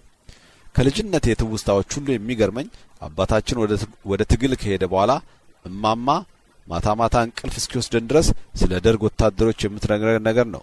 እንደ እውነቱ ከሆነ የእኛን ቀዬ ህወሓት የሚቆጣጠረው ነጻ መሬት ስለነበር ስለ ደርግ ምንነት በቅጡ ይታወቅ ነበር ማለት አይቻልም። እናታችንም ስለ ደርግ የነበራት ዕውቀት ያን ያህል ነው። ስለዚህ ራሷ ፈጥራ ይሁን ከሌላ ሰው የሰማችውን ታሪክ ለእኛ ለልጆቿ ማታ ማታ እሳት ዳር ከበን እሷ በቆሎ እየጠበሰች ወይም ራታችን እያበሰለች ከምትነግረን ተረት ጋር በንዑስ ርዕስ ስር ደርግ ማለት ምን ማለት እንደሆነ ወታደሮቹ ምን እንደሚመስሉ ሁሉ ትነግረናለች። ለእኛ እናታችን የምትነግረን ነገር ሁሉ በዓለም ላይ ካሉ እውነቶች የመጀመሪያው እውነት ነው። እናታችን ትቀጥላለች። የደርግ ወታደሮች ሰው ሳይሆኑ ከብረት የተሰሩ አካላቸው ሁሉ ብረት የሆነ ከባባድ መሳሪያዎች የታጠቁ ያገኙትን ሰውና ቤት ሁሉ የሚገድሉና የሚያቃጥሉ ከብት፣ በግ፣ ፍየል፣ ድመትና አህያ ሳይቀር ካገኙ አርደው የሚበሉ ናቸው ትለናለች። እኛ ያን ጊዜ በጣም እንፈራለን። ይህን የኛን ፍርሃት ትገነዘብና መለስ ብላ ነገር ግን ትለናለች። ነገር ግን እነዚህ ወታደሮች ታጋዮች ካዩ ፈሪዎች ናቸው። በሩጫ ድራሻቸው ነው የሚጠፉት ትለናለች። እንዴት እንደሚሮጡ በአክሽን እያሳየችን። በዚህ ጊዜ እኛ ለታጋዮቹ የነበረን አድናቆትና ፍቅር ይጨምራል። እንዲመጡልን አጠገባችን እንዲሆኑ እንመኛለን። አባታችን ራሱ ያለው ከነርሱ ጋር አይደል? አባታችን የደርግ ወታደሮች ወደኛ እንደሚመጡ ካወቀ ዝም ሊል አይችልም ብለን ተስፋ እናደርጋለን፣ እንጽናናለንም። ካደኩ በኋላ ማዘር የነገረችን አይነት ምስል ያየሁት በፊልም ቤት ነው። ሆሮር ፊልም ወይም የሮቦቶች ጦርነት አይታችሁ ከሆነ እዚያ ላይ እንዳሉት አይነት ምስል ነው የነበረኝ ስለ ደርግ ወታደሮች። በዚህ መልኩ የደርግ ፕሮፓጋንዲስቶች ያልሰሩት ህዝብን የማሳመን ስራ እነ ማዘር በቀላሉ እንዲህ ለታጋዮቹ ይሰሩላቸዋል። ነገር ግን ትንሽ ጊዜ ቆይቶ አያቴ በአጋጣሚ ደርግ ይቆጣጠረው ወደ ነበረው የአቢ አዲ ከተማ ይዘውኝ ሄዱ። ደርግ የተባሉትን ለመጀመሪያ ጊዜ ሳይ እጅግ መገረም ያልቀረም። አንድ አይነት ቋንቋ የሆነ አረንጓዴ ጨርቅ ከመለበሳቸውና ለጆሮዬ እንግዳ የሆነ ቋንቋ ከመናገራቸው በቀር እንደኛው ሰው ናቸው። ወታደሮቹ ጋሌጣ ይባል የነበረውን ብስኩትም ሰጡኝ። እንዲያ ያለን ነገር ከዚያ በፊት ቀምሼ ስለማላውቅ እየተጠራጠርኩኝ ቀመስኩት። አያቴ ችግር የለውም ስላሉኝ ነው እንጂ እኔ እንኳን ለመቀበልም አልፈለኩም ነበር። በዚያው ጉዟችን ቀጥለን መቀሌ ገባን። አጋጣሚ ሆኖ መቀሌ ወታደር ካገባች አንዲት ዘመዳችን ዘንድ አረፍን። ያቺ ዘመዳችን ባሏን በእሱ አፍ ስታናገረው ሳይ እንዴት ቻለችው ብዬ ሳልቀናባት አልቀረውም። ጉዞ አድክሞኝ ነበርና ከንፈሬ ሁሉ ደራርቆ ቅዝዝ ብዬ ቢያየኝ ውሃ ልስጥህ እንዴ አለኝ ወታደሩ ብርጭቆን ወደኔ እያስጠጋ። በዚህ ምክንያትም በመጀመሪያው ቀን ውሃ የሚለውን ቃል ማይ ማለት መሆኑን አወቅኩኝ። ማለፉ አይቀርም ያ ሁሉ ታለፈ እንዳለው አንድ የኢህድን ታጋይ ብሶት የወለደው ጀግናው የኢህአዴግ ሰራዊት አዲስ አበባን ተቆጣጠረና ቀሪውን የልጅነት ጊዜን ሸገር ላይ አሳለፍኩት። ከእረኝነት አክሮባት ሰርቼ አስኳላ ገባሁ። እናም ጎበዝ እረኛ እንደነበርኩ ሁሉ ጎበዝ ተማሪ ለመሆንም የሚያቅተኝ አልሆነም። በውሃ የጀመረችው የአማርኛ ዕውቀቴም በንባብና በትምህርት ምጥቅ ብላ አሁን እንዲህ እንደምታዩት ጎልያድን የምመታባት ወንጭፍ የሆነች። እነሆ ከዓመታት በኋላ ትምህርት ጨርሼ መምህር ሆኜ ወደ ትግራይ ተመለስኩ። እኒያ በልጅነቴ መቼ አድጌ እንደነርሱ በሆንኩኝ እያልኩ እቀናባቸው የነበሩት ታጋዮች አልነበሩም። በእነርሱ ፋንታ የድርጅቱ አባላት ነን የሚሉ እንዳንዳንዶቹ የዘመኑ ሃይማኖት ተከታዮች ትልቅ ቦርሳ ይዘው የህዋት አባል የሚሆን ሰው ፍለጋ መንገድ ለመንገድ በየጥጋ ጥጉ ሲኳትኑ ለእኔ በድንገት እነርሱ በስሌት በማስተምርበት ኮሌጅ ውስጥ ተገናኘን። የህዋት አባል ለመሆን ትፈልጋለህ ወይ ብለው ጠየቁኝ። ምን ያደርግልኛል አልኳቸው፣ ብዙም ግድ እንዳልሰጠኝ በሚያሳብቅ አነጋገር። የህዋት አባል መሆን የሚያስገኘውን ጥቅም ሁሉ ዘርዝረው ነገሩኝ። የወረዳ ወይም የዞን ስልጣን ሽልማት ሊያስገኝልኝ እንደሚችልም ጨምረው ጠቀሱልኝ። አልፈልግም አልኳቸው በትህትና። ለምን አትፈልግም ሆነ ቀጣዩ ጥያቄያቸው።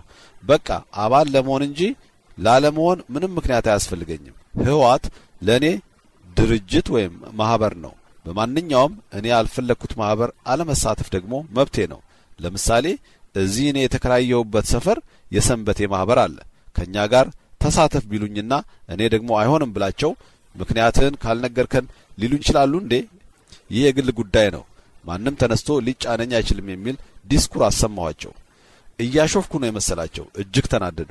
እንዴት ይህ በደምና ባጥንት ያቆምነውን ስርዓተ ማህበር ትለዋለህ? ለመሆኑ ትግራዋይ አይደለህም አሉኝ። አሁን ገና ወጥ ረገጡ። እናም መልሴ ከረር ያለ ሆነ። ህዋት ማህበር ለመሆኑ ብዙ ሳትለፉ አለቆቻችሁ ወደ አቋቋሙት ምርጫ ቦርድ ስልክ ደውሉና አቶ ተስፋዬ መንገሻን ጠይቁት። ስለኔ የትግራዋይነት ጥያቄ የምታነሱት ለመሆኑ እናንተ እነማን ናችሁ አልኳቸው። የኤርትራ የነጻነት አባት እየተባሉ የሚጠሩት አቶ ወልደ ማርያም በአንድ ወቅት እንደዚህ ያለ ተመሳሳይ ጉዳይ ገጥሟቸው ኤርትራዊ አይደለህም ተብለው እንኳን እኔ አክሱም አገሬ በኩረ ሎሚ የሚሸተው ትውልድ የቀርቶ ከናይጄሪያ የመጣ ጃአሊ ከየመን የመጣ ጆባሊ በኤርትራ ኖር ያለው ብሎ ኤርትራዊ ነኝ ይላል ያሉትን ነገር ነው ያስታወሰኝ። እነዚህ ትግልን ሳይቀምሱ ታጋዮችን ተከትለው ባለስልጣን የሆኑት የገዢው ፓርቲ አባላት እንዲህ ያሉ አባላት ዶክተር ብርሃኑ ነጋ ህዝባዊ ዓላማ ሲጠፋና ሲደበዝዝ ለዓላማ የቆሙ ሰዎች እየለቀቁ ዓላማ ሳይኖራቸው በመንግስት ስልጣን ላይ በመሆን የሚገኝ ፍርፋሪ ለመለቃቀም የሚሰበሰቡ ይሏቸዋል። በመጨረሻ ላይ አንድ ቀን ግን ይቆጫሃል ብለውኝ ሄዱ። ያሉትን ነገር በደንብ ባይገባኝም መልካም የሚል ሆነ የኔ መልስ። ያን ጊዜ ለመሆኑ እንዲህ የሚለኝ ማን ነው የሚል ጥያቄ አንገቴ ደርሶ ተናነቀኝ። ይሄ በአንድ ወቅት ባባ የታገለለት ወንድሞቼ የተሰውለት ድርጅት አይደለምን ብዬ ራሴን በራሴ መጠየቅ ጀመርኩ። ገረመኝም። እኔ የማውቀውና ልጆኛም ሲነገረኝ የነበረው ህዝባዊ ዓላማ እንደነበር ነው። ለነገሩ ህዝባዊ ዓላማ አለ ብለው የሚያምኑ የነበረው ተራው ታጋይና ህዝቡ እንጂ አመራሩ እንዳልሆነ የተገለጸልኝ እጅግ ዘግይቶ ነው። አመራሩ የነበረው ዓላማ የስልጣን ነው የሚመስለው። ይህ ድርጅትና ከበስተጀርባው ባለው ኃይል በደንብ የማወቅ ጉጉቴ የጨመረው በዚህ ጊዜ ነበር። ልዩ ልዩ ጽሑፎች ማንበብ፣ ምሁራን፣ በትግሉ ውስጥ ያለፉ ነባር ታጋዮችን፣ የውጭና የሀገር ውስጥ የታሪክ ጸሐፍት በዚህ ኃይል ዙሪያ ያሉትን ሁሉ በተቻለኝ መጠን ማሰስ ያዝኩኝ። በመጨረሻ ላይ በአገሬ በራሴ ቀዬ ሳይቀር እንግዳ የሆንኩ መሰለኝ። የሚደረገውና የሚነገረው ሁሉ ቀድሞ ከምረዳበት መንገድ በተለየ ሁኔታ ይገባኝ ጀመር። ይህ ኃይል ቅርንጫፉን እንጂ ስሩ የት ድረስ እንደሆነ ማወቅ እንደማይቻልና አደገኛ እንደሆነም አላጣሁትም። ኦሾ የተባለው የህንድ ፈላስፋ ከዚህ ጋር የሚመሳሰል ታሪክ አለው። ወደ አማርኛ አስመልሰው መሰረታዊ ይዘቱን እንዳያጣ በመፍራት እንዳለ ቃል በቃል እነሆ። In India, I was a child when the struggle for freedom was going on, but my whole family was involved in it. My uncle were in jails. My family was almost always under house arrest. My uncles couldn't complete their education because the time they were going to spend in the universities was spent in jail instead. And they endured every kind of torture, but there was hope that this night, however long, would end. It has ended, but the new day has not come. This is a miracle. The British imperialists have gone, and those who have come into power were those who were fighting against British imperialism and its inhumanity to the people. Now, those in power are doing the same things. Certainly, this is not the freedom people were hoping for. I remember my childhood days, what great hope there was in the air. It was as if we had come very close to the golden age. And except for sheer disappointment, nothing else has happened. Now, the rulers are Indians, not British. But their strategies are the same. Their clinging to power is the same. Their exploitation of people is the same. The bureaucracy has become stronger, and the country has been in shock. What happened to the freedom for which we fought, for which our youth was sacrificed, for which thousands of people were jailed, killed? Is this the freedom for which all these sacrifices were made? The revolutionary talks of great things, promises paradise, and when comes into power, he proves a greater tyrant than the previous one. ይህ ሀቅ ለእኛ ለኢትዮጵያውያን ብቻ ሳይሆን ለኤርትራውያንም ጭምር ይሰራል። ዛሬ ብዙ ኤርትራውያን ከኢትዮጵያ ለመነጠልና ነጻነት ለማግኘት ያን ያህል ረጅም የነጻነት ትግል መንገድ ተጉዘው መጨረሻ ላይ ያገኙትን ነገር ሲያስቡት ምንም ሆኖባቸዋል። መጀመሪያ ወደ ነበርንበት ርዕስ እንመለስና በታጋዮቹ ደምና መስዋዕትነት ስልጣን መያዝ፣ ዝናን መሰብሰብ የሚችሉበትን መንገድ ዋሻ ውስጥ ቁጭ ብለው ሲያሰሉ ይውሉ ለነበሩት መሪዎቻቸው ማንነት ህዝቡ የሚያውቅበት እድልም ሆነ አጋጣሚ አልነበረም የሚለው ላይ ነበር ያቆምኩት። ድርጅቱ ሲበዛ ምስጢራዊነት የነገሰበት ለመሆኑ የሚያከራክር አይደለም። ሌላው ይቅርና የመሪዎቹ እውነተኛ ስም ራሱ ተቀይሯል ወይም አይታወቅም። እንደው ህወሓት የማፊያ አይነት አመራር ያለው ድርጅት ነው ቢባል በልኩ መግለጽ እንጂ ማጋነን አይሆንም። እንደዚያም ሆኖ አሸናፊ መሆኑ ነው የሚገርመው። ነገር ግን ፈረንጆቹ ኢቪል ኦን ፐርፐዝ የሚሉት አይነት ነው። በእርግጥ ይህ ሁሉ ለማድረግ ልዩ ጥበብና ዕውቀት እንደሚያስፈልግ አልረሳም። የሥራ ክፍፍል በመሆኑ እኛ መሪዎች ሆነን እንጂ ከናንተ የተለየን አይደለንም። ሁላችንንም እኩል ነን። ትግሉን ለማሳካት መስዋዕት ለመሆን ነው የተሰለፍነው የሚለውን ሐሳብ በእያንዳንዱ ታጋይ ጭንቅላት ውስጥ እንዲሰርጽ አድርገዋል። በመሆኑም በታጋዮች ዘንድ የአንድን መሪ ስም አንስቶ በይፋ ማወደስ እንደ ነውር ነበር የሚቆጠረው። አዲስ አበባ ገብተው እውነታውን እስኪያዩት ድረስ ከመሪዎቹ ጋር እኩል መብት ያላቸው ነበር የሚመስላቸው። ታዲያ መሪዎቹ ይህንን በደንብ ስለሚረዱ ስልጣናቸውን በዘላቂነት ለማስጠበቅ የሚያስችሏቸውን በየደረጃ በአመራር ላይ የነበሩትን ለይተው ማስቀረት ታጋዩ በልዩ ልዩ ምክንያትና ስም ቶሎ ብለው ነበር ካጠገባቸው ማራቅ የመረጡት። ይሄ ነገር የአሜሪካም እጅ አለበት የሚሉ ታጋዮች አሉ። አሜሪካንን የክፋት ሁሉ ምንጭ አድርጎ ከሚያሳየው የሶሻሊዝም አስተምህሮት የመነጨ ይሁን እውነትነት ይኑረው ማረጋገጥ ባይቻልም አሜሪካውያን መለስን አንተ ሁሉን ነገር ገብቷል፣ ሰራዊት ግን በማርክሲዝም ሌኒኒዝም ለዘመናት የቀረጻችሁት ስለሆነ አሁን በቀላሉ ሊለወጥ አይችልም፣ የሆነ ምክንያት ፈጥረ ካልበተንከው በስተቀር አያሰራህም ብለውታል የሚሉና ሌሎችም በድርጅቱ መሪና በአሜሪካ ላይ የሚቆለሉ ኃጢያቶች ብዙ ናቸው። እውነትም መጀመሪያ አዲስ አበባ የገቡ ሰሞን ታጋዮቹ መሪዎቻቸው በሚያሳዩት ያልተለመዱ ባህሪያት ግርታ ፈጥሮባቸው ነበር። ለዚህ ነበር እንደ የተዋጋ ነው ጓዶቻችን የሰዋ ነው ዞረን ዞረን የኢምፔሪያሊዝም አጫፋሪ ለመሆን ነበር ብለው አዝነዋል። ያሰብነው ቀርቶ ያላሰብነው ሆነ፣ ለውጥ ላይኖረው ነገር ዝም ብለን ደከምነ እያሉ የሚተክዙም ብዙዎች ነበሩ። መሪዎቹም እነዚህ ታጋዮች ከእንግዲህ በኋላ እንደማያስፈልጓቸው ተረድተዋል። እነሱን እያስታመሙ መኖር አይችሉም። ስለዚህ አሳማኝ የሚመስል ምክንያት በመፍጠር መሸኘትን መረጡ። ሁኔታው ለታጋዮቹ እጅግ አስደንጋጭ የነበረ ቢሆንም እኛ ከነሱ ወይም ከመሪዎቹ በላይ አናውቅ፣ የታያቸው ነገር ይኖራል እንጂ እንዲህ በእኛ ላይ አይጨክኑም ነበር ብለው የተባሉትን ሁሉ አደረጉ። ዳንሻ ሄዳችሁ አርሳችሁ ብሉ፣ ህዝቡንም በትግሉ መርታችሁ ለድል እንዳበቃችሁ ሁሉ አሁን ደግሞ በልማቱም ምሳሌ ትሆኑ ዘንድ የተገባ ነው ብለው ሸኟቸው። እሺ ብለው ተበታተኑ እንጂ እናንተ ታዲያ ለምን እዚህ ትቀራላችሁ ብለው የጠየቃቸው አልነበረም። ከነዚህ የተረፉትን ደግሞ 3000 ብር ብቻ በመስጠት ወደ ፈለጉት ይሄዱ ዘንድ አሰናበቷቸው። የኢህአዴግ መሪዎች ለተረከቧት አገርና ህዝብ የሚያስቡ ቢሆን ኖሮ የደርግ መሪዎች የትም በትነውት የሄዱትን የኢትዮጵያ ሰራዊት ሳይቀር የተወሰነ የተሐድሶ ትምህርት በመስጠት መልሶ በሰራዊቱ ውስጥ የሚካተቱበት ሁኔታ ማመቻቸት ነበረባቸው። እንዲያ ቢያደርጉ ኖሮ ሻዕቢያን በቀላሉ አደብ እንዲይዝ ማድረግ ይቻል ነበር።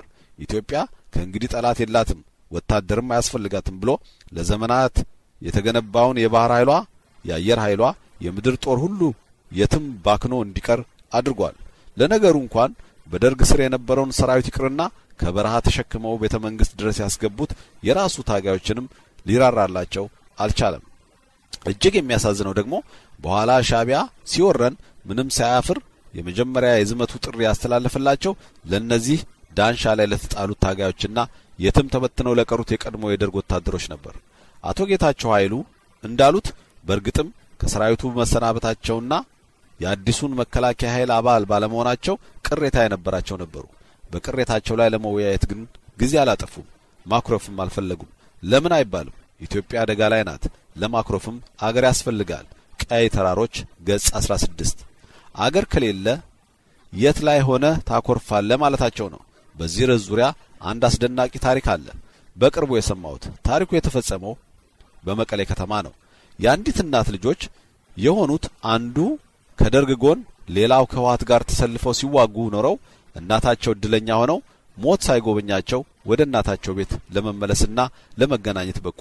ሁለቱም ግን ከተሰለፉባቸው ኃይሎች ተሰናብተው ነው የመጡት። በመሃላቸው ምንም የተለወጠ ነገር አልነበረም። ልክ እንደ ድሮ እጅግ የሚዋደዱ ለመሆናቸው ፊታቸው ላይ የሚነበበውን ፈገግታ አይቶ መገመት ይቻላል። ወታደሩ ታናሽ ወንድሙን በግርምታ እየተመለከተው የኛ መሪዎችስ ተሸንፈው ስለሸሹ ነው ወደ ቤት የመመለሴ፣ አንተ ደግሞ ምን ሆነ ነው ተመልሰ የመጣኸው አለው። ታጋዩ የእናቴ ልጅ የኛ መሪዎች ከናንተ የባሱ ሳይሆኑ ይቀራሉ ብለ ነው። እናንተ በመሸነፋችሁ ምክንያት ተበታተናችሁ፣ እኛ ደግሞ ጠላት ሙሉ ለሙሉ በመደምሰሱ ከእንግዲህ ለመሪዎቻችን የምናስፈልጋቸው አልሆንም። አየህ፣ እነዚህ መሪዎቻችን በፊት ሲሉት የነበረውና አሁን እየሰሩት ያለው ነገር ፈጽሞ እንደማይገናኝ በደንብ የምናውቀው እኛ ነን። እነርሱም ይህንን በደንብ ያውቃሉ። ስለዚህ ሲወጡ ሲገቡ እኛን እያዩ መሳቀቅ አልፈለጉም። እንዴት እዚህ እንደደረሱና እንዴት መሪዎች እንደሆኑ በማያውቋቸው መሃል ተኮፍሰው ለመኖር ሲሉ እነርሱ የሚመስሏቸውን ስኳርና ስልጣን አቅምሰው ዝም የሚሉላቸውን ብቻ ከኛ ውስጥ መርጠው በራሳቸው የድል መርከብ ላይ ካሳፈሩ በኋላ ሌላውን በጅምላ አራገፉት። ከተራገፉት ውስጥ አንዱ እኔ ነኝ። ታጋዩ ቀጠለ። አልተሻለም ይሻላልም ያልነው ስሙን እንጂ ተግባሩ አልቀየርነው።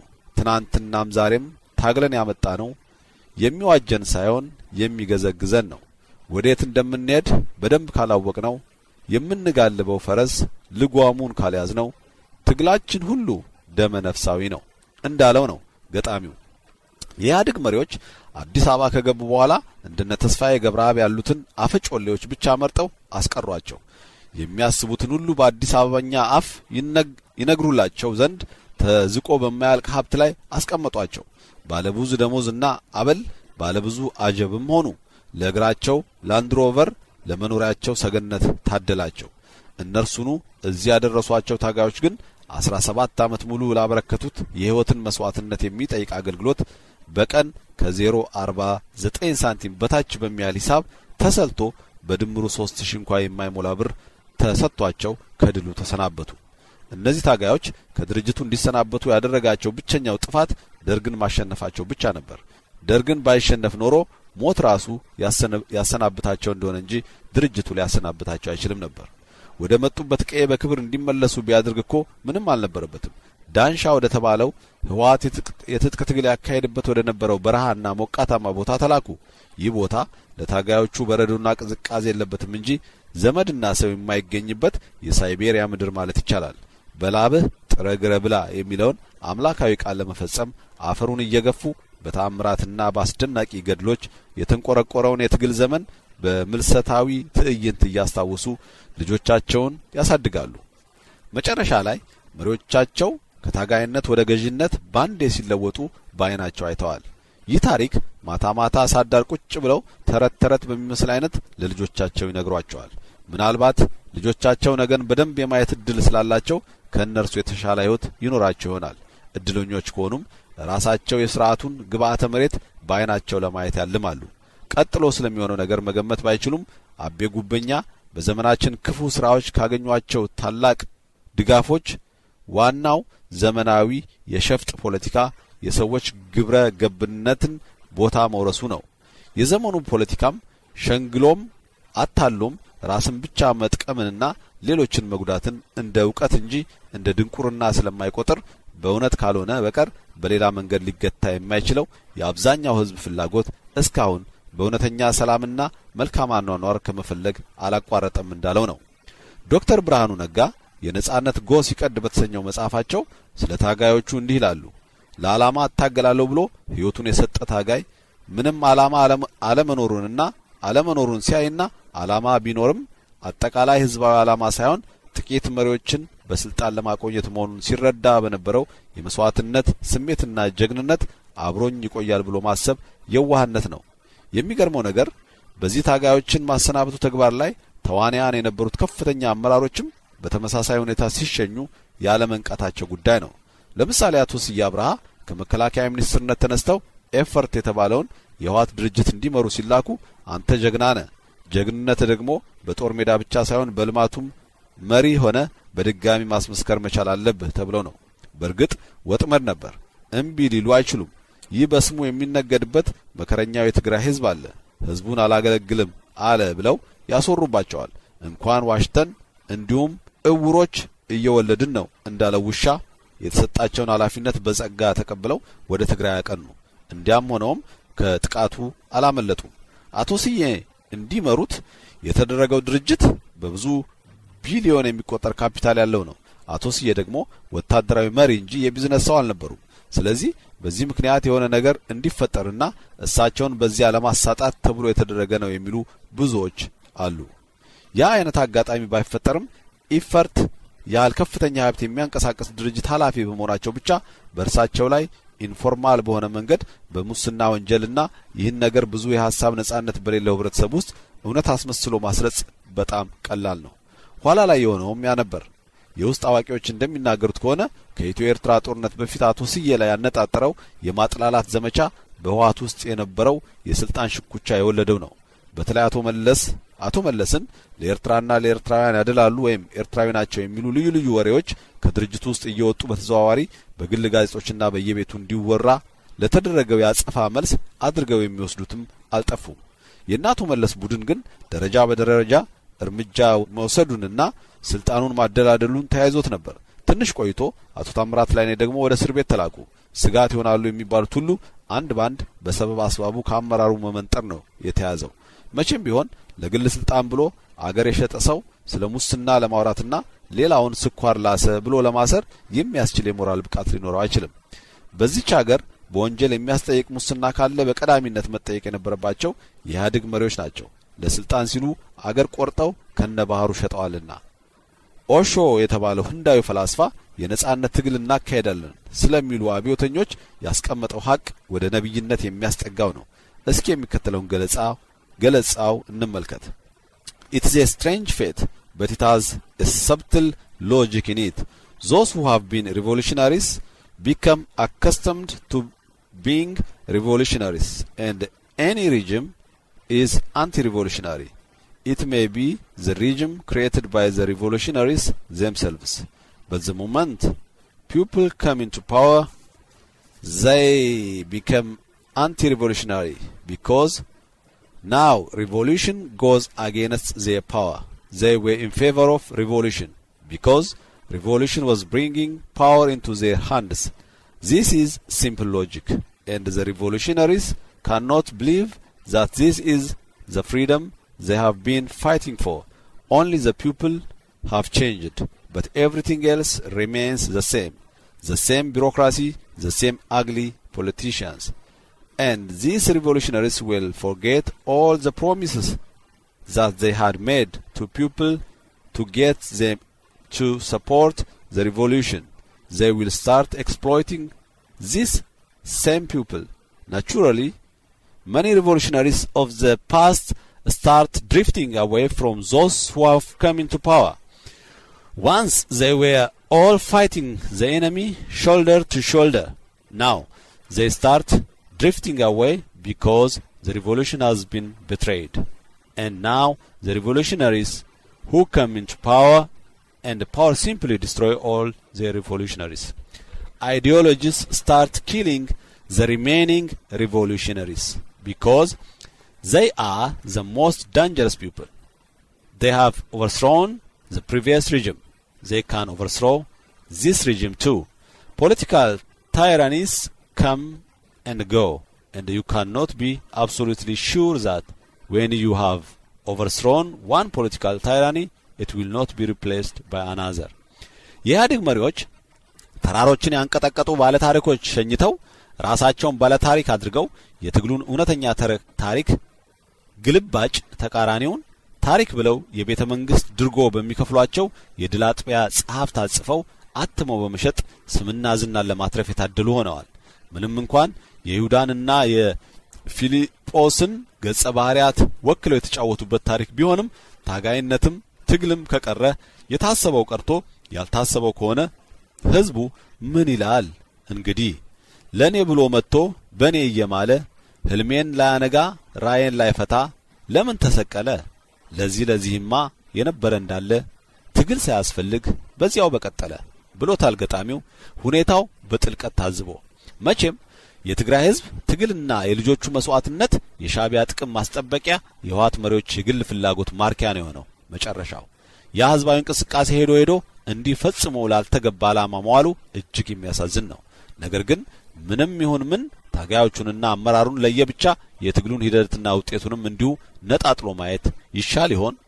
በአንጻሩ ሻቢያ በልዩ ልዩ ምክንያት በወታደርነት መቀጠል የማይችሉትን ብቻ ለይቶ ከ10 ሺህ በላይ ብር እየሰጠ በክብር አሰናብቷቸዋል። ሻቢያ የገንዘብ ችግር አልነበረውም። የኢትዮጵያውያን ሀብት እየዛቀ የሚወስድበት ሁኔታ ነው የነበረው። ባለቤት የሌላት እንደ በረሃ ደን ዝም ብላ የምትዘረፍ ሀገር እንድትሆን ተፈርዶባት ነበርና ነው። ስለ ህወሓት መሪዎች ማንነትና አጀንዳቸው ብዙ ነገር ተብሏል። የኢትዮ ሚዲያ ድረገጽ ባለቤት የሆኑት አቶ አብርሃ በላይ በኢቲኤን ቴሌቪዥን በግንባር በተባለው ፕሮግራም ላይ እንዲህ ብለው ነበር ስለ ህወሓት መሪዎች። የትግራይ ህዝብ የትግራይን ህዝብ ስም ለጠፈ እንጂ የተደረገው ነገር ቢኖር ማንኛውም በአሁኑ ሰዓት ግልጽ እንደሆነ ሁሉ በኤርትራ ይካሄድ የነበረውን የመገንጠል እንቅስቃሴ ብቻውን ሊያሳካ ስላልቻለ በነበረው የፖለቲካ ሁኔታ ትግራይ ውስጥ ያን የሚያግዝ የኤርትራን ነጻነት የነሻቢያም ይሁን የነጀብሃ እንቅስቃሴ የሚያግዝ ሌላ ተፈለገ። ያ ሲያስፈልግ ግን በሙሉ ለሙሉ በኤርትራውያን ተመሰረተ ማለት አይደለም። ከዚያም ወታደራዊ መንግስት እንፋለማለን የሚሉ በሐቂ በፍጹም የትግራይ ልጆች ገብተው ነበር። የፖለቲካ አመራሩን ትግራይ በሚመስሉ ለኤርትራ ነጻነት የቆሙ ቁጥጥር ስር ዋለ። ሌሎቹ በትግሉ ውስጥ የነበሩ ኮማንደሮችና ሌሎችም አመራሮች አብዛኛውን 17 ዓመት ሙሉ ያሳለፉት ሚሊተሪው ከደርግ ጋር የነበረውን የሚሊተሪ ጦርነት እንዴት እንደሚያሸንፉ እንጂ ፖለቲካል ሊደርሺፑን ማን እንደተቆጣጠረው ለአንድ አፍታም ቢሆን ቆም ብለው ያዩበት ጊዜ አልነበረም።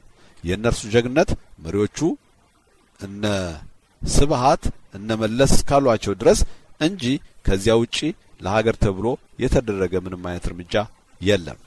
ቀደም ሲል ሻቢያ በትጥቅ ትግሉ መርዘም ምክንያት እየተሰላቸና የተዳከመ እንደመጣ ተጠቁሟል።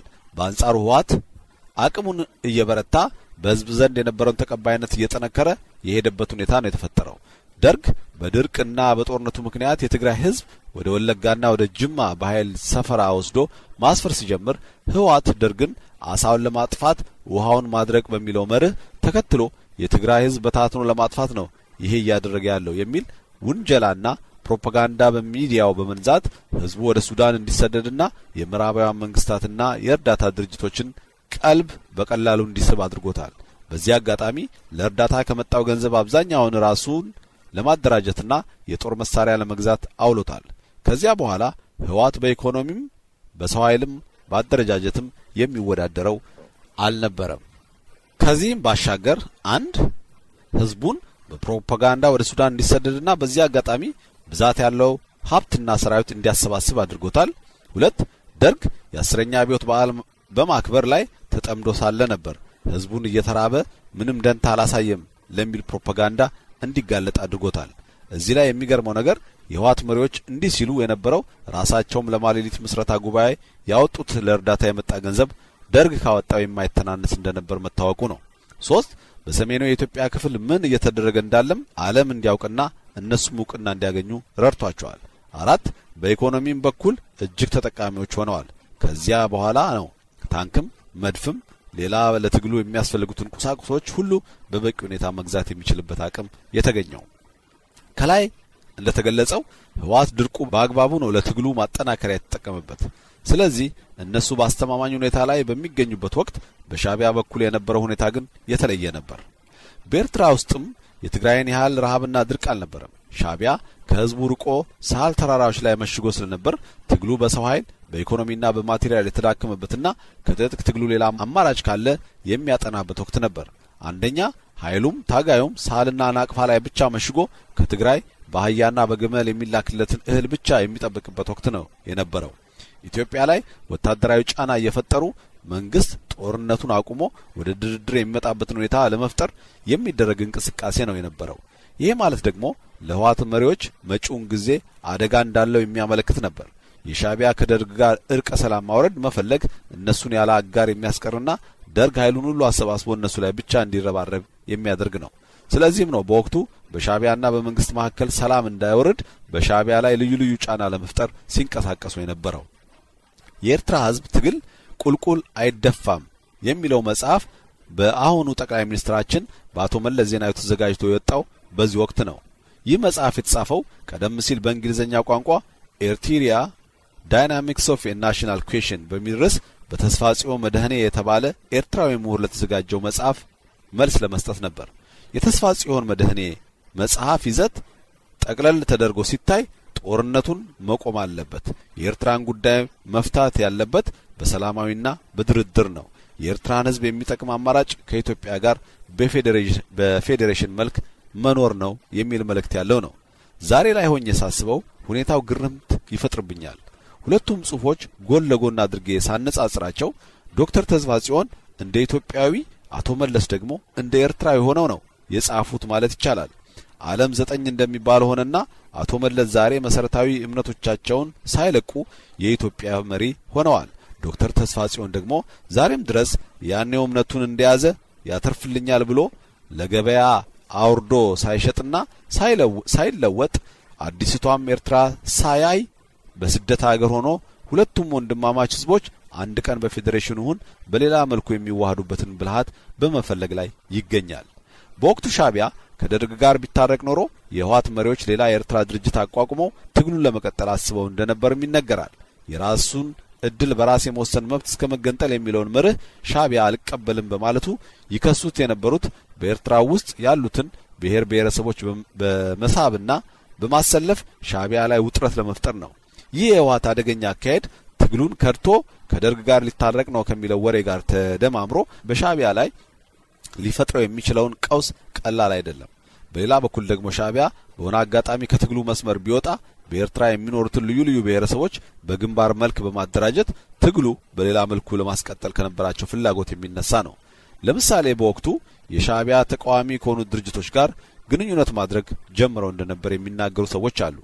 ይህ ስለ ኤርትራ ትግል፣ ስለ ኤርትራ ድርጅቶች ባህሪ በወቅቱ በሻዕቢያ በኩል ይታዩ ስለነበሩት መለሳለሶችና ስለ ትግሉ ቀጣይነት የሚኖረው ፋይዳ የሚያትተው መጽሐፍ በውጭ ለሚኖሩ ኤርትራውያን ይታደል እንደነበር አንድ በወቅቱ በጀርመን ሀገር ይኖር የነበረ ሰው ገልጸዋል። ራሱም ጽሑፉን ሲያድሉ ከነበሩ ሰዎች አንዱ የነበረ በመሆኑ በዚያ ይኖሩ የነበሩት ኤርትራውያን መጽሐፍ ሲሰጣቸው ህወሓት በኤርትራ ትግል ምን አግብቷት ነው ይህ ሁሉ የምትቀባጥረው ይሉ እንደነበርም አይረሳም። ከዚህ መረዳት እንደሚቻለው የህወሓት አመራር በኤርትራውያን ዘንድ ታማኝና ለኤርትራ ነጻነት የሚታገል ብቸኛ ኃይል አድርጎ ራሱን ለማቅረብ ቢሞክርም ከቁብ የቆጠረው እንዳልነበር ነው። የህወሓት አመራር ለኤርትራ ነጻነት ያን ያህል ተቆርቋሪ የነበረው ለኤርትራ ህዝብ አስቦ እንዳልሆነ ግን እርግጠኛ ሆኖ መናገር ይቻላል። የኤርትራ ትግል ለህወሓት አመራር ወደ ስልጣን የሚመጡበትን ቀን የሚያፋጥን መሳሪያ ነበር። እዚህ ላይ ህወሓትም ሻዕቢያም አንድ አይነት ስልት ነው ሲጠቀሙ የነበሩት። በሻዕቢያ በኩል በትግራይ ይካሄድ የነበረውን የትጥቅ ትግል ለኤርትራ ነጻነት እውን መሆን አስፈላጊ እንደነበር ሁሉ የኤርትራም ትግል ለህወሓት መሪዎች ዓላማቸውን ለማሳካት እጅግ አስፈላጊ ነበር። እንደ ኢትዮጵያ የሆነ ስታየው ግን የኤርትራ ኃይሎች ትግል የመገንጠል ጥያቄ በመሆኑ ጸረ ኢትዮጵያ የሆነ እንቅስቃሴ ነበር። ስለዚህ ለአንድ ኢትዮጵያዊ ነኝ ለሚል ድርጅት ከነዚህ ኃይሎች ጋር መተባበር ተገቢነት ሊኖረው አይችልም። የፈለገው አይነት ትርፍ ቢኖረው እንኳ በአገር ክህደት የሚያስጠይቅ በታሪክም ተወቃሽ የሚያደርግ ነው። ምን እያሉ እንደሆነ ያልገባቸው አንዳንድ የህወሓት መሪዎች ደርግ የጋራ ጠላታችን ስለነበር መተባበር ግዴታችን ነበር ይላሉ።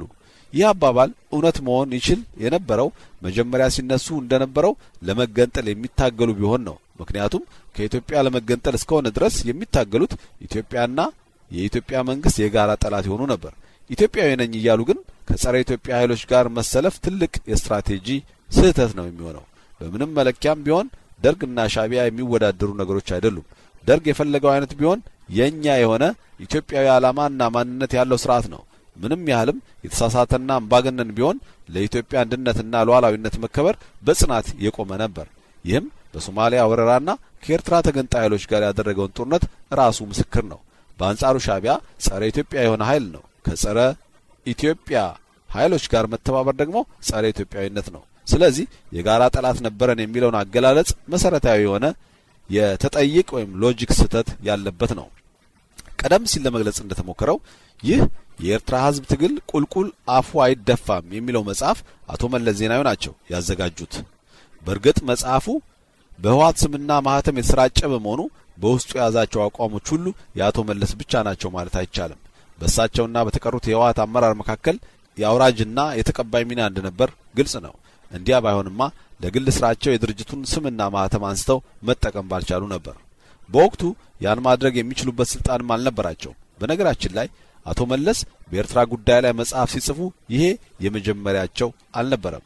ከዚያ በፊትም የኤርትራ ህዝብ ጥያቄ ከየት ወዴት በሚል ርዕስ የቀረበ ሌላ ጽሑፍ ነበራቸው። ያኛው ስራቸው በስፋት በልዩ ልዩ የግል ጋዜጦች የተዳሰሰ ሲሆን በይዘትና በዓላማ ከሞላ ጎደል ከዚህኛው ጋር ተመሳሳይነት ያለው ነው። ይሄኛው ልዩ የሚያደርገው በተሻለ ሁኔታ የሰውየውን ድብቅ አጀንዳ ጭምር ቁልጭ አድርጎ የሚያሳይ መሆኑ ነው። ዝም ብዬ ሰውየውን ሳስባቸው በኤርትራ ጉዳይ ላይ ስፔሻላይዝድ ያደረጉ የፖለቲካ ምሁር ይመስሉኛል። አቶ አብርሃ በላይ ከኢቲኤን ቴሌቪዥን ጣቢያ ጋር ቃለ መጠይቅ ባደረገበት ወቅት ታማኝ በየነ አቶ መለስ ለኤርትራ ያደራሉ ነው የምትለኝ የሚል ጥያቄ ሲያቀርብለት እንዲህ ነበር ያለው። ማድላት ብቻ ሳይሆን አቶ መለስ ከመጀመሪያው ጀምሮ እስካሁን ድረስ እናም ለወደፊትም ለኤርትራ ነጻነት የቆሙ የተዋጉ ሰው ናቸው። ማድላት አይደለም። መለስ ኢዝ ሶፍት ኦን ኤርትሪያ ይላሉ ፈረንጆች። ሂ ኢዝ ኖት ሶፍት ሂ ኢዝ ኮሚትድ ፎር ኤርትሪያ። እንዲያ የሆነ ሰው ናቸው። መስመራቸውም ቀጥ ያለ የማይዛባ በጣም ጠንካራ ሰው፣ ለኤርትራ ነጻነት የሚዋጉ ጠንካራ ታጋይ ናቸው። ይህን የአቶ መለስን ባህሪ አልገባ ያለው አንድ ገጣሚም እንኳ ይሄ አልሰሙ እነ አሉላ እነ በዝብዝ ካሳ የልጅ ልጅ ተብሎ በቤታቸው ሆኖ እንዳባት እንዳያት በደንቡ እያገሳ ማደጎ ይመስል ውጭ ውጭ እያየ አለምድ አልነሳ በማለት ተቀኝቶላቸዋል። በነገራችን ላይ ይህን አይነት እምነት ያላቸው አቶ መለስ ኤርትራዊ ስሜት ይወስዳቸዋል የሚሉ ኢትዮጵያውያን ብዙ ናቸው። በዚህ በኩል ያለው ሀቅ ዳይሜንሽን ኦፍ ትሩዝ እንዳለ ሆኖ ከዚያ ባሻገር የሆነ ምክንያትም ያላቸው ነው ይመስለው። ለዚህ ማስረጃ የሚሆኑን በንግግሮቻቸውና በተግባሮቻቸው ውስጥ በስፋት እናገኛለን። ለምሳሌ እስኪ በኤርትራ የመጀመሪያው ነጻነት ቀን ላይ ያደረጉትን ንግግር እንመልከት ይላል ታማኝ በየነ። ቁስል እንዳለባችሁ አውቃለሁ። ለምን ብትሉ በጀርባችሁ ላይ ያለውን ቁስል በእኔ ጀርባ ላይም አለ። ይህ ያለፈ ምዕራፍ እርሱት አልላችሁም። ነገር ግን ቁስላችንን ማከክ የለብንም። አሁን ሁሉም ነገር አልቋል። ተወዲው አሎ ክፉውን ቀብረነዋል ነበር ያሉት አቶ አብርሃ በላይ። ይህንን የአቶ መለስ ንግግር ለኢትዮጵያውያን ያለውን እንድምታ ከሌሎች የአቶ መለስ ንግግሮች ጋር አያይዞ እንዲገልጾታል። ይኸው ደረስንላችሁ፣ ጠላት ተቀበረ፣ መቀበር ብቻ አይደለም አስተሳሰቡም ጭምር አዛብተነዋል ያሉበት ነበር። እንግዲህ ማን ነው ጠላትን?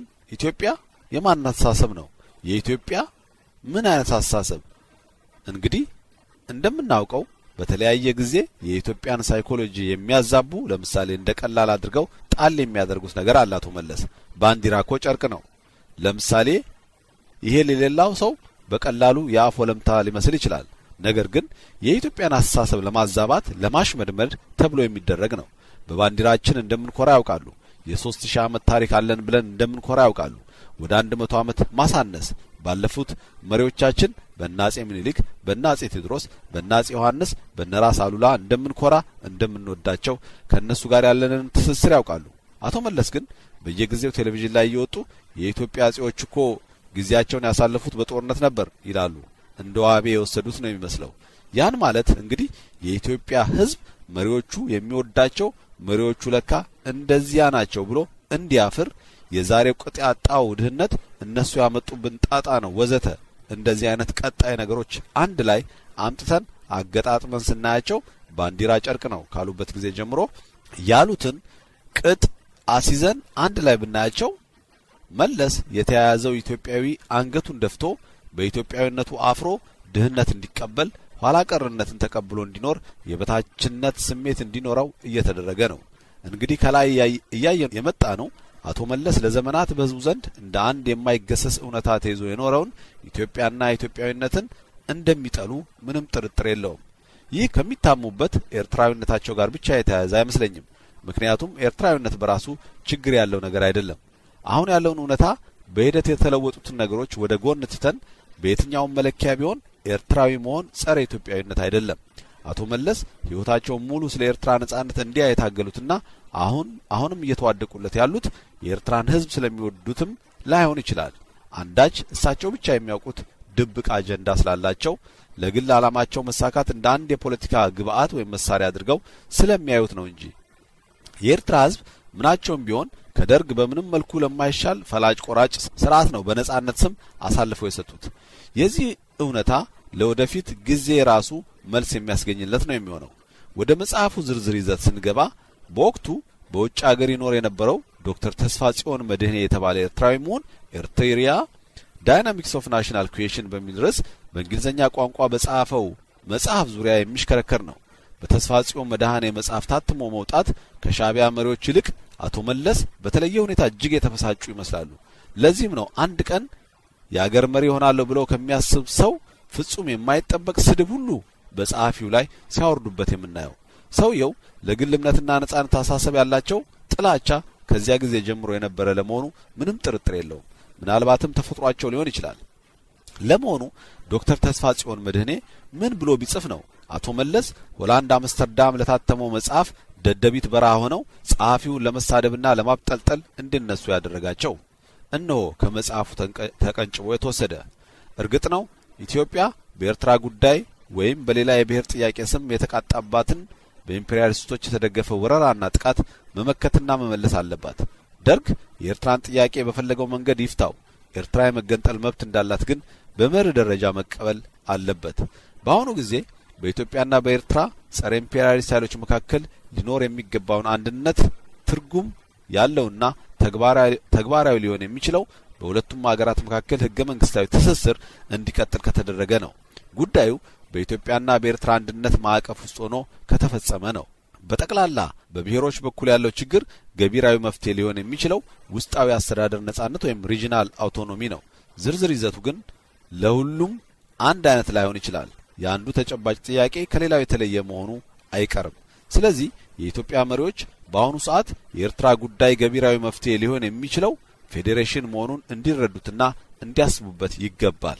እንግዲህ ከመጽሐፉ ጠቅላላ ይዘትና ከላይም ለምሳሌ ከተቀነጨበው ሐሳብ እንደምንረዳው በጊዜው በኤርትራ ተገንጣይ ኃይሎችና በኢትዮጵያ መንግስት መካከል ይካሄድ የነበረውን የእርስ በርስ ጦርነት በውጭ ጸረ ኢትዮጵያ በሆኑ ኃይሎች የሚደገፍ መሆኑን በማመልከት ጦርነቱ ለሁለቱም ህዝቦች እንደማይጠቅም በማስረዳት የሚበጀው ነገር አንድነት መሆኑን እንዲገነዘቡና ሰላም እንዲያወርዱ ለኤርትራ ህዝብ የሚሻለው መገንጠሉ ሳይሆን የውስጥ ሰፊ ነጻነት የሚሰጥ የተለየ የፌዴሬሽን መልክ ያለው አስተዳደር መሆኑን መገንጠል በተፈለገ ጊዜ ግን ተገንጥላ ራሷን የቻለች ሀገር የመሆን መብቷን በህግ ተጠብቆላት ልክ እንደ ድሮዋ ከኢትዮጵያ ጋር መቀጠል ይገባታል የሚል መሰረታዊ እምነት ያለው ሆኖ ሁለቱም ተፋላሚ ወገኖች ይህ የቀረበውን የመፍትሄ ሐሳብ እንዲቀበሉና ጦርነቱን አቁመው በጠረጴዛ ዙሪያ ሰላማዊ ድርድር በፍጥነት እንዲጀምሩ የሚያሳስብ ነው።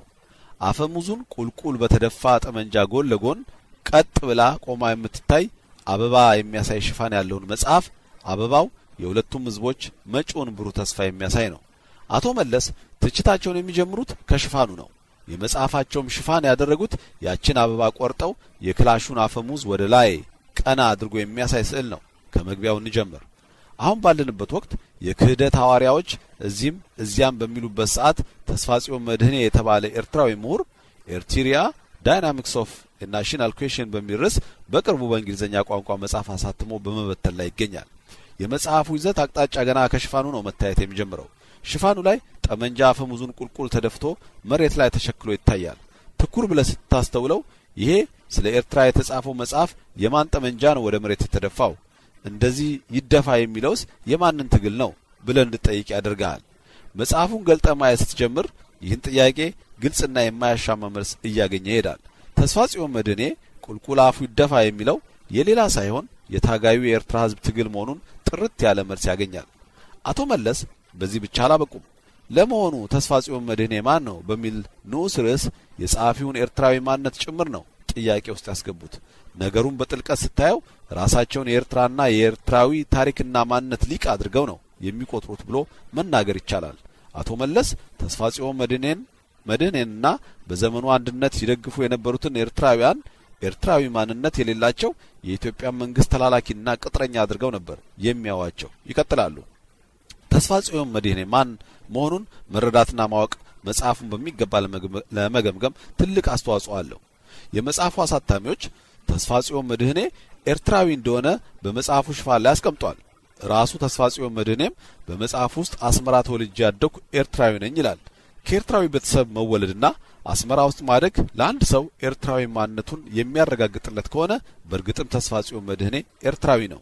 እኛ የአንድን ሰው ኤርትራዊ ማንነት ላይ ትልቅ ግምት የምንሰጠው ግን ሌላ ነው። ከተወላጅነቱ በላይ የኤርትራዊ ማንነት መለኪያ ሊሆን የሚችለው በኤርትራ ያለውን አገራዊ ጭቆና ለማስወገድ በሚደረገው ትግል ላይ ያለውን አመለካከት ነው። ከዚህ ውጪ ያ ሰው የህዝቡን ኤርትራዊ ማንነት ለመጨፍለቅና በጉልበት ለመቀየር የሚፈልግ ኃይል የማይቃወም ለዚያ ኃይልም ቅጥረኛና አገልጋይ ከሆነ ይህ ሰው ኤርትራዊ ማንነቱን በራሱ ጊዜ ገፎ የጣለ ነው። ይህ ከሆነ ደግሞ በአስመራ ውስጥ ማደግና ከኤርትራዊ ቤተሰብ መገኘት ብቻውን ኤርትራዊ ማንነት አለኝ አያሰኝም ብለን እናምናለን። ስለዚህ ተስፋጽዮን መድህኔ ኤርትራዊ ነው ወይስ አይደለም ለማለት በኤርትራ ጉዳይ ላይ ያለውን አመለካከት መገምገም አስፈላጊ ነው እንላለን። እንግዲህ የኤርትራ ማንነት መለኪያ ተደርጎ በአቶ መለስ ዘንድ የተቀመጡት ብዙ ስለሆኑ ዋና ዋና የሆኑትን ጨምቀን እንይ። 1. የኤርትራ ጉዳይ የቅኝ ግዛት ጥያቄ ነው ብሎ ማመን አለበት።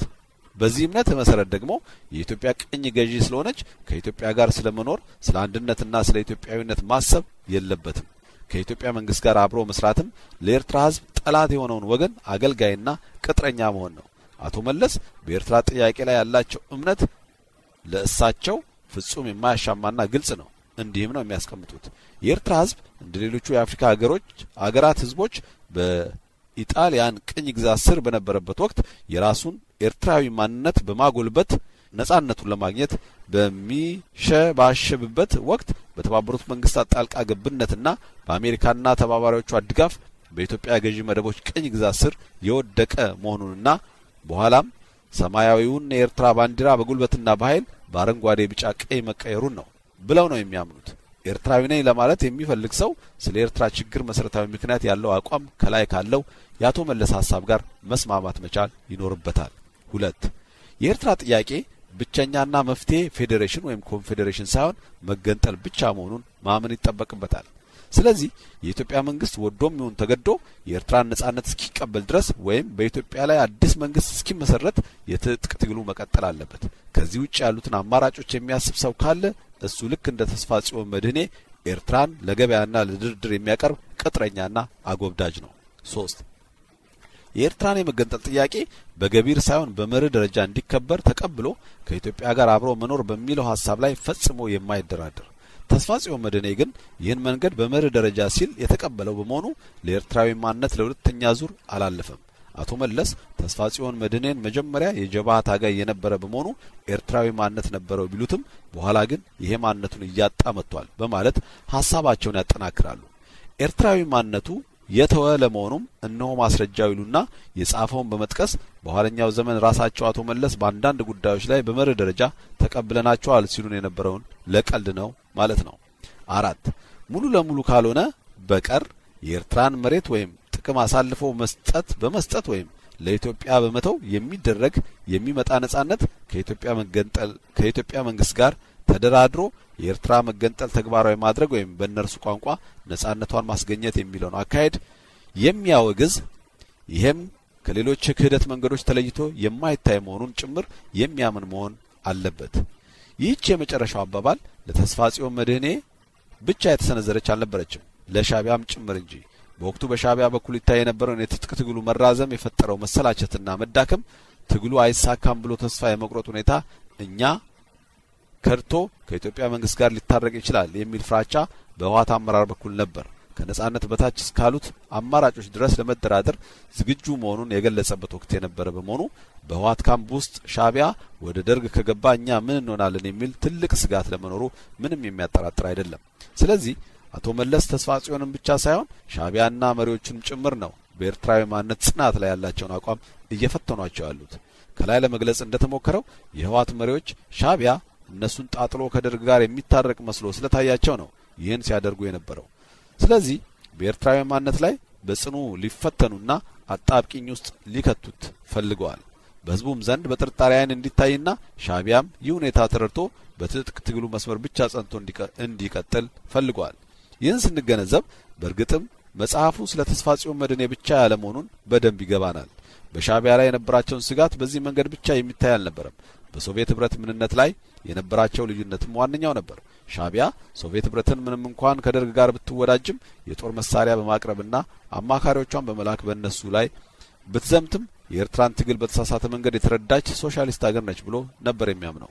በአንጻሩ ህወሓት ሶቪየት ህብረትን ሶሻል ኢምፔሪያሊስት ነች፣ ሶሻሊስት አገር አይደለችም፣ የራሽያ ሶሻሊዝም ተቀልብሷል የሚል ትንተና ነው የነበረው። ህወሓት በዚህ ብቻ ያበቃም። ሻቢያ ሶቪየት ህብረትን ሶሻሊስት ሀገር ነች የሚለው ከደርግ ጋር ለመታረቅ ካለው ውስጣዊ ፍላጎት በመነሳት ነው የሚል ግምት ነበረው። ሶቪየት ህብረት የኤርትራን ኃይሎች በምንም ተአምር ሊደመስሱ እንደማይችሉ መረዳት አለባት። እኛም ይህ በግልጽ ለማሳየት ጠንክረን በትግሉ መቀጠል አለብን የሚለውን የአቶ ኢሳያስ አፈወርቅ ንግግር በመጥቀስ ሻቢያ ኤርትራን ነጻ ለማውጣት ሳይሆን በአቋራጭ የተሰጠውን ተቀብሎ ከደርግ ጋር መታረቅ ይፈልጋል የሚል ነበር። በቅርቡ አቶ ስብሐት ነጋ የተባሉ የህወሓት ባለስልጣንም ከድምፀ ወያኔ ጋር ባደረጉት ቃለ ምልልስ ላይ ኢሳያስ ደርግ ሊወድቅ አካባቢ ከደርግ ጋር ከሚያስታርቁ የውጭ ዲፕሎማቶች ጋር ተገናኝቶ በሚነጋገርበት ወቅት በኢትዮጵያ ከፍተኛ የሆነ የስልጣን መጋራት ቢያገኝ ይታረቅ እንደሆነ ተጠየቁት በቁጭት ይህ ሀሳብ ቀደም ባሉ ዓመታት መጥቶ ቢሆን በጣም ጥሩ ነበር። አሁን ግን ታጋዮቻችንና ህዝቡ ለድል እየተቃረበ ስለሆነ ጦርነቱን አቁመን እንታረቅ ብንለው አይቀበለንም ብሏል ይሉናል። አቶ ስብሐት ጠቅለል አድርገው እንዳቀረቡት ሻዕቢያ እኛንን ጠንክሮ በትጥቅ ትግሉ እንዲቀጥል ያደረግነው እንጂ እሱማ ጦርነቱን አቁሞ ከደርግ ጋር ሊታረቅ ነበር ሲሉ ለኤርትራ ህዝብ ተቆርቋሪ መስለው ቀርበዋል። ምንም እንኳን የህወሓት አመራር በሻዕቢያ አምሳል የተፈጠረ ተላላኪና ጉዳይ አስፈጻሚ የነበረ ቢሆንም እነሱም በቀጥታና በተዘዋዋሪ ሻዕቢያ ላይ እንዲህ ተጽዕኖ የሚያሳድሩበት ሁኔታ እንደነበረን እንረዳለን።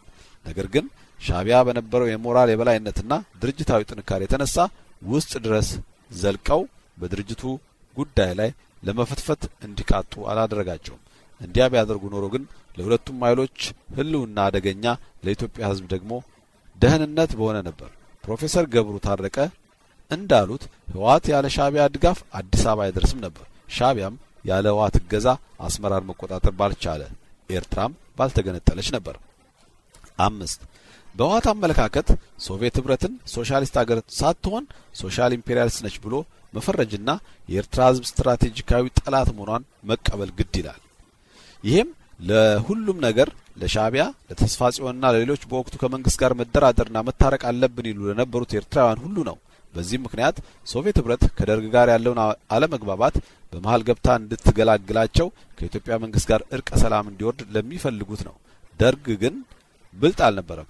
በግትርነቱ የአቶ መለስና የህወሓት አመራር ህልም አስፈጻሚ ሆኖ አረፈው። ያ ለኢትዮጵያውያን ሁሉ የእድል መንገድ የነበረው አጋጣሚ አመከነው። ለመሆኑ ሶቪየት ህብረት በወቅቱ ሶሻሊስት ሀገር ሆነች አልሆነች ሳህልና ደደቢት በረሃዎች ሆነው የትጥቅ ትግሉ ሲያካሂዱ ለነበሩት ሻዕቢያና ህወሓት ምን ይጠቅማቸዋል ብሎ መጠየቅ ተገቢ ነው። ከኤርትራ ጉዳይስ ጋር የሚያስተሳስረው ነገር ምንድን ነው? በረሃ ላይ በነበሩበት ወቅት የህወሓት አመራር ጭንቅ የነበረው ሻዕቢያ በትጥቅ ትግሉ መርዘም ተስፋ ቆርጦ ከደርግ ጋር ይደራደርና ጉዳዩን በሰላማዊ መንገድ ይጨርስ ይሆናል የሚል ነው። የኤርትራ ጉዳይ በሰላማዊ መንገድ ከተፈታ ሻዕቢያም ውጊያውን አቁሞ ሰላማዊ ኑሮ መኖር ከጀመረ ደርግ ሙሉ ኃይሉን አሰባስቦ ህወሓት ላይ ይዘምት ነበር። ይህ ሆነ የሚሆንበት አጋጣሚም ነበር። ለምሳሌ ሻዕቢያ በሆነ ወቅት ለኤርትራ ውስጣዊ ነጻነት ከተሰጣት ወይም ህዝበ ውሳኔ እንዲደረግ መንግስት የሚፈቅድ ከሆነ ጦርነቱን ለማቆምና ለድርድርም ዝግጁ መሆኑን አስታውቆ ነበር። ይህ የሻዕቢያ ከመንግስት ጋር የመታረቅ ዝንባሌ ነው የህወሓት መሪዎች በሻዕቢያ ክህደት እንዳይፈጸምባቸው በዘዴና በብልሃት እነርሱ ወደሚፈልጉት ግብ ብቻ እንዲሄድ ለማድረግ ብዙ ሲደክሙ የነበረው። በተለይ ሻዕቢያ ሶቪየት ህብረት ላይ የነበረው ጽኑ እምነት ለዚህ የማስታረቁ ሚና እንድትጫወት ስለፈለገ ነው በማለት የህወሓት መሪዎች የሻዕቢያን አመራር በልዩ ልዩ መንገድ ይሞግቱት ገቡ። ሶቪየት ህብረት ሶሻሊስት ሀገር አይደለችም፣ ሻዕቢያ በሶቪየት ህብረት ያለው አቋም የተሳሳተ ነው በማለት በወቅቱ በዓለም ዘንድ እንደ ኮሙኒዝም ጳጳስ ተደርጋ ትቆጠር የነበረችውን ሀገር የህወሓት መሪዎች ደደቢት ውስጥ ሆነው ኮሙኒስት አይደለችም፣ ሶሻል ኢምፔሪያሊስት ነች፣ ከሻዕቢያ ጋር ያለን ዋና ልዩነትም በሶቪየት ህብረት ባህሪ ላይ ያለን አመለካከት ነው በማለት ሻዕቢያም ያን በማለቱ አገራዊ ኃይል እንጂ ዲሞክራሲያዊ ድርጅት አይደለም በማለት ፕሮፓጋንዳ ማካሄድ ያዙ። ይህ አካሄዳቸው ሻዕቢያን እጅግ የሚያስቆጣ ሆኖ ነው የተገኘው። ፈጽሞ ሊሸከመው የሚችል ጉዳይ አልነበረም። በቀጥታ ከህወሓት ጋር የነበረውን ግንኙነት ሙሉ ለሙሉ ከማቋረጥም ባሻገር የትግራይ ህዝብ በ77 ድርቅ ሻዕቢያ ይቆጣጠረው በነበረው መሬት እንዳያልፍ ከሱዳንም እህልና ልዩ ልዩ እርዳታ እንዳይገባ በመከልከል ህዝቡ በረሃብ፣ በፀሐይ ቃጠሎ፣ በውሃ ጥምና በበሽታ እንዲያልቅ አደረገው። ከዚህም በተጨማሪ የደርግ አውሮፕላኖችና ሄሊኮፕተሮች በዚያ አውላላ ሜዳ ላይ እየተከታተሉ እንዲጨፈጭፉት ሆኗል። ሻዕቢያም በትግራይ ህዝብ ልጆች መስዋዕትነት ከቀይ ኮከብ ዘመቻ ተርፎ ይህንን ክህደት ይፈጽም ዘንድ በቃ። የህወሓት መሪዎች ባመጡት ጦስ የትግራይ ህዝብ እንዲዋረድ፣ እንዲጨፈጨፍና እንዲያልቅ ሆነ። እንዲህ ያለ አሳዛኝ አጋጣሚ ተፈጥሮ አሊያም የህወሓት መሪዎች የኤርትራ ትግልንና ሻዕቢያን ከማወደስ የተገቱበት ሁኔታ አልነበረም። ይህ ከላይ የተጠቀሰው የአቶ መለስ መጽሐፍ ለምሳሌ በ1978 ዓ.ም ማለትም ከአንድ ዓመት በኋላ እንደተሰራጨ እንረዳለን። የትግራይ ህዝብ ተጨቁኗል፣ ነጻ እናወጣዋለን ብለው ጫካ ገባን የሚሉት እነዚህ ሰዎች ለትግራይ ህዝብ ፈረንጅ እንኳ ሰብአዊነት ሰምቶት ባህር አሻግሮ የላከውን እርዳታ የከለከለ ሱዳን አላስገባም ሳትል እሱ መንገድ ዘግቶ በራብ እንዲያልቅ ያደረገን ኃይል ምንም ሳያፍሩ ሻዕቢያ ለኢትዮጵያ ሕዝብ ጠቃሚ መሆኑን የሚያትት መጽሐፍ በማዘጋጀት ላይ ነበሩ። ለነገሩ የህወሓት መሪዎች የትግራይ ሕዝብ ቢኖርም ቢጠፋም የሚያስጨንቃቸው ጉዳይ አልነበረም። ምክንያቱም በወቅቱ ለተራበው ሕዝብ ተብሎ ከወጣው እርዳታ 95% ያህል ለድርጅቱ ማጠናከሪያ እንደዋሉት በቅርቡ አቶ አረጋዊ በርሄ በኢንተርኔት በበተኑት ጽሑፍ ላይ ገልጸዋልና ነው። ስለዚህ ሻዕቢያም ያደረገው ከዚህ የተለየ አይደለም። ከልምድ መማር የሚባል ነገር ያልፈጠረባቸው የህወሓት መሪዎች ሻዕቢያ የሆነ እድል ካገኘ ምን ሊያደርግ እንደሚችል እያወቁ በኋላ ላይም ወደቦቻችን ሁሉ አሳልፈው በመስጠት አገርና ህዝብ በሻዕቢያና በኤርትራ ላይ ጥገኛ እንዲሆን አደረጉ። ሻዕቢያ በትግራይ ህዝብ የፈጸመውን ክህደት ረስተው መሬቱና ባህሩን ሌላው በአገር ላይ ያለውን ሀብት ሁሉ ጭነው በመስጠት አደላደሉት። እሱም ስራውን አልተውም። እንደገና ተመልሶ መሬታችንን በመውረር ህዝባችንን ጨፈጨፈ። በኢትዮጵያ ህዝብ ገንዘብና ንብረት እዚህ ደብረ ዘይት የሻዕቢያ ፓይለቶችን እንዲሰለጥኑ በማድረግ የአይደርን ህፃናት በክላስተር ቦምብ መጨፍጨፍ የሚችልበትን አቅም ፈጠሩለት። እነዚህ ሰዎች የሄዱበትን መንገድና በየጊዜው የፈጸሙት ተግባር ስንመለከት ከስልጣናቸው ባሻገር ምንም የሚያሳስባቸው ነገር እንደሌለና ለየትኛውም ህዝብ የቆሙ እንዳልሆኑ ነው የሚያሳየው። እንዲያውም በተለየ ሁኔታ በትግራይ ህዝብ ላይ በማንነቱና በስነ ልቦናው ላይ እጅግ በተራቀቀ መንገድ ደባ ሲያካሂዱ የነበረ ነው የሚመስለው። ይህ ህዝብ ሁልጊዜ የሻዕቢያ መጫወቻና በቀል መወጣጫ ሲያደርጉት ነው የሚታዩት። ወደ ዋናው ርዕሰ ጉዳያችን እንመለስና ሻዕቢያና የኢትዮጵያ መንግስት ወደ እርቅ እንዲመጡ ሊያደርጓቸው ከሚችሉ ነገሮች አንዱ ሁለቱም ሶቪየት ህብረትን እንደ ወዳጅ ሀገር የሚቆጥሯት መሆኑና ይህ ሁኔታ ደግሞ ሶቪየት ህብረት በሁለቱም መሃል ገብታ ለማስታረቅ እንድትነሳሳ የሚያደርግ በመሆኑ ነው። ምክንያቱም እነዚህን ኃይሎች በማስተባበር በአካባቢው ላይ ያላትን ተቀባይነትና የመቆጣጠር አቅም ስለሚያሳድግላት ነው። እንደዚሁም ደግሞ አሜሪካና ሌሎች ምዕራባውያን ከቀይ ባህርና ከምስራቅ አፍሪካ ለማራቅ ስለሚያግዛት ነው። ሶቪየት ህብረትንና አሜሪካን ለይተን አናያቸውም ሲሉ ለነበሩት የማሌሊት አመራር ግን ይህ ነገር እውን ከሆነ መጥፊያቸው እንደሚሆን አላጡትም። ለዚህ ነው የሻዕቢያን ባህሪ በሚገልጹበት ወቅት በሆነ ጊዜ ላይ ሊከዳ የሚችል ተወላዋይ ኃይል ነው ሲሉ የነበረው። ዛሬ አቶ ስብሐት ነጋ ከዚህ ምን ሊያገኙበት እንደሆነ ግልጽ ባይሆንም የኤርትራ ኃይሎችና ምሁራን ይህ ለኤርትራ ነጻነት የሚደረገውን ትግል ውጤት ሊያመጣ አይችልም፣ ስለዚህ ከመንግስት ጋር ታርቀን እንኑር ሲሉ እኛ የለም የኤርትራን ህዝብ ትግል ከርታችሁ መሄድ አትችሉም ብለን አፈሙዙን ቁልቁል የደፉትን ክላሽ ቀና እንዲል አደረግ ነው።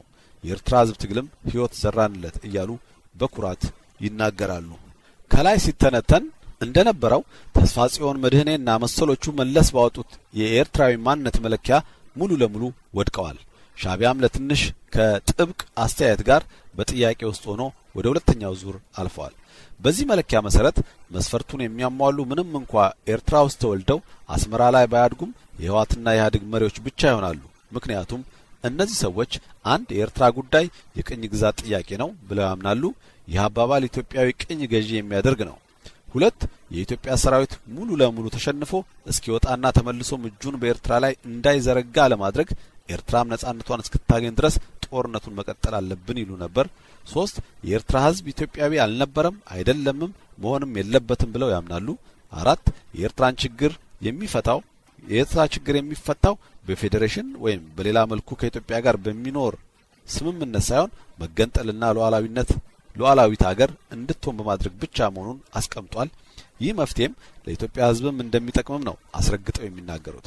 አምስት የኤርትራ መሬትና ጥቅም ሳይሸራረፍ መከበር እንዳለበት ያምናሉ። ለምሳሌ በሄጉ የድንበር ኮሚሽን ጾረና፣ መኖክሲቶ፣ ፈርቶ፣ ካርዶና የመሳሰሉት ቦታዎች ለኢትዮጵያ ሲወሰን እነዚህ ቦታዎች የኢትዮጵያ መሬት አይደሉም፣ የማያጠራጥሩ የኤርትራ መሬት ናቸው ብለው ሄግ ላይ እንደተከራከሩት ማለት ነው።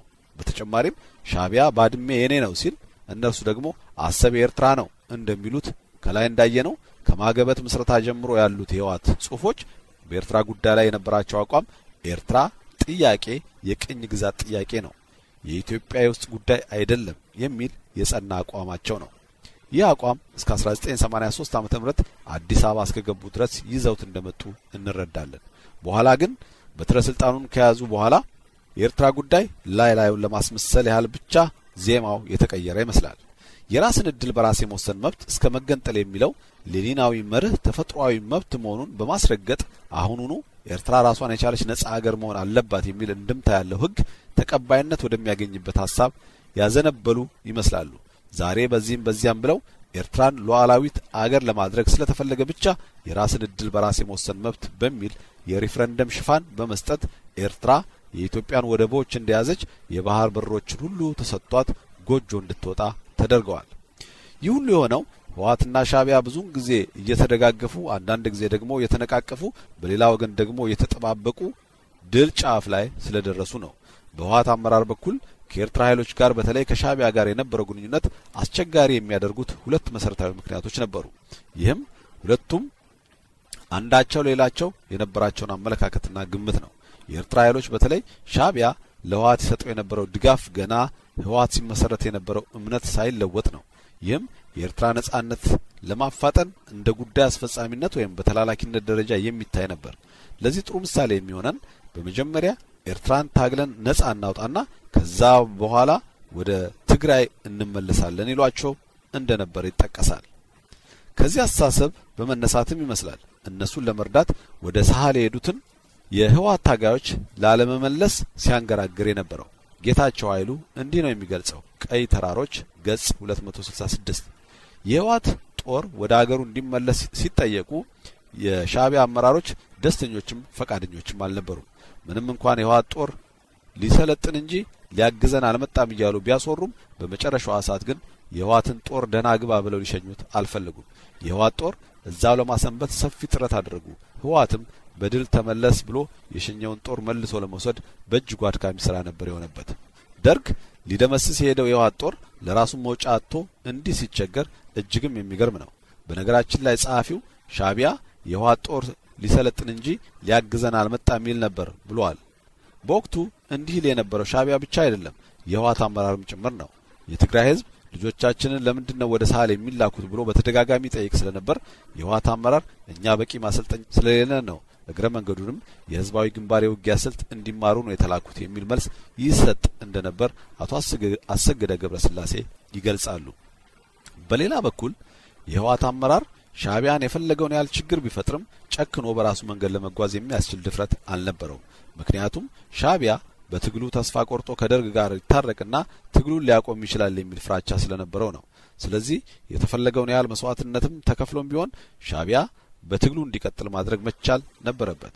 ከዚህ ዓላማቸው በመነሳትም ነው ማድረግ የሚችሉትን ሁሉ አድርገው መጨረሻ ላይ ለድል የበቁት። በአንድ ወቅት ሻዕቢያ በጀብሃና በደርግ መካከል ተከቦ መፈናፈኛ አጥቶ ነበር።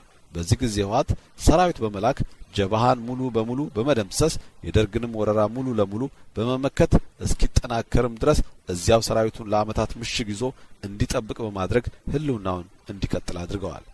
እንደዚሁም የሻዕቢያ ሰራዊት የሚበላ አጥቶ በችግር ላይ በወደቀበት ወቅት ከትግራይ ህዝብ እህል አውጥቶ በግመል በአህያና በሰው አስጭኖ ሳህል ድረስ ወስዶ መግቦታል። ሌላው የጸባቸው መነሻ የነበረው የሻዕቢያ የውጊያ ስልት ነው። ሻዕቢያ በምሽግ ይዞ መዋጋትና መከላከል ላይ የተመሰረተ የውጊያ ስልት ሲከተል፣ ህወሓት ደግሞ በተንቀሳቃሽ አድብቶ በማጥቃት የጉሪላ አይነት ውጊያ ነበር የሚያካሂደው። ከዚህም በተጨማሪ ህዝቡ ውስጥ በመግባት የትግሉን ዓላማ፣ የደርግን ስርዓት ባህሪ፣ ህዝቡ ስለሚኖረው ተሳትፎ፣ ስለመሳሰሉት ጉዳዮች በቂ እውቀት በማስጨበጡ ረገድ እጅግ የተሳካላቸው ነበሩ። ይህም ልምድም ሻዕቢያ እንዲቀስምላቸው ብዙ ጥረት አድርገዋል። ነገር ግን ሻዕቢያ በነበረው ትዕቢትና ግትርነት የተነሳ ሳይቀበለው ቀረ። እንዲያውም እንዴት ቢንቁኝ ነው ራሴ አሰልጥኜ ቁምጣና መሳሪያ ሰጥቼ ያስታጠቅኳቸው ዛሬ ስለ ውጊያ ስልት እናስተምር የሚሉኝ ብሎ እስከ ማኩረፍ ሁሉ ሄዶ ነበር። ይህ ሁኔታም በህወሓት ውስጥ ለምን በማናምንበት ውጊያ ላይ እንሳተፋለን? ለምንስ ሻዕቢያ እኛ የምንነግረውን የማይሰማ ከሆነ ምሽጉ ድረስ ገብተን እንጠብቀዋለን? ወዘተ የሚሉ ጥያቄዎች መነሳት ጀምረው ነበር። ነገር ግን ለህወሓት አመራር ሻዕቢያ ጥለ የምትጥለው አይነት ኃይል አልነበረም። ሻዕቢያ እነሱ ለኤርትራ ነጻነት እንዲኖሩ ከሚፈልጓቸው በላይ እነርሱም ዓላማቸውን ለማሳካት የሻዕቢያ መኖር ይፈልጉት ነበር። ምክንያቱም የሻዕቢያ በትግሉ መቀጠል ደርግ አቅሙን እንዲከፋፈልና ሙሉ ትኩረቱን ኤርትራ ላይ ብቻ እንዲያደርግ ስለሚያግዝ ነው። በዚህ አጋጣሚ እነሱ ራሳቸውን ለማጠናከር በቂ ጊዜ እንዲያገኙ እንደሚያግዛቸው አውቋል። በዚህም እንደ ኃይል ተጠቃሚ ሆነዋል። የሀገራቸውን ጥቅም ባስጠበቀ መልኩ ባይሆንም አሸናፊ ሆነው የሚኒሊክ ቤተ መንግስት ዙፋን በእጃቸው ለማስገባት ችሏል። በአንጻሩ ደርግ በሁሉም አቅጣጫዎች ሽንፈት እንጂ ሌላ ተስፋ ያለው ዜና ሊመጣለት አልቻለም። በሽሬና በአፋቤት ግንባሮች መሸነፉ የሥርዓቱን አከርካሪና አንገት በትክክል መመታቱን የሚያመለክት ነበር። ድጋፍ ስታደርግለት የነበረችው ሶቪየት ህብረትም ራሷ በመፈራረሷ ላይ ነበረች። ስለዚህ የደርግ ቀን መጨለሙ የትጥቅ ትግል ለሚያካሂዱ ወገኖች ደግሞ የድል ወጋገኑ መታየቱ ግድ ሆነ። ነገሮች በዚህ ሁኔታ ላይ ያሉ ነበር በኢትዮጵያ መንግስትና በተቃዋሚዎች መካከል በዋነኝነት በሻዕቢያ ህወሓትና ኦነግ ድርድሮች ሲካሄዱ የነበሩት። የመጨረሻው በአሜሪካ አደራዳሪነት የተካሄደው የለንደኑ ድርድር። በዚህ ድርድር ላይ የኢትዮጵያ መንግስት፣ ሻዕቢያ፣ ህወሓትና ኦነግና ሌሎችም ተቃዋሚዎች ተሳታፊ ነበሩ። በዚህ ድርድር ላይ አሜሪካ ያዛ የቀረበችው ሐሳብ ሁሉንም ወገኖች ጦርነቱን አቁመው አንድ ላይ ሆነው የሽግግር መንግስት እንዲያቋቁሙ የሚል መሰረታዊ ሐሳብ ሆኖ በውስጡ ብዙ ዝርዝር ጉዳዮች ነበሩት። መንግስትና ሁሉም ተቃዋሚ ወገኖች ሻዕቢያንም ጨምሮ በሽግግር መንግስት ውስጥ እንዲጠቃልሉና በእነዚህ ኃይሎች ጥምረት የሽግግር መንግስት እንዲቋቋም የሽግግር መንግስቱ ቻርተር ጸድቆ በዚህ መሰረት ጊዜያዊ የሽግግር መንግስት እንዲመሰረትና ሰላምና መረጋጋት እንዲሰፍን፣ 3 ግልጽ ነጻና ፍትሃዊ ምርጫ ለማካሄድ የሚያስችሉ ተቋማትን እንዲቆሙ፣ 4 የህገ መንግስት አርቃቂ ኮሚሽን ቆሞ ህገ መንግስት የማርቀቁን ስራ እንዲጀመር፣ 5 ነጻና ገለልተኛ ምርጫ በማካሄድ የኢትዮጵያ ህዝብ በዲሞክራሲያዊ መንገድ ለመረጠው ወገን ጊዜያዊ የሽግግር መንግስት ስልጣኑን እንዲያስረክብ የሚሉና ሌሎችም ነጥቦች ነበሩባቸው።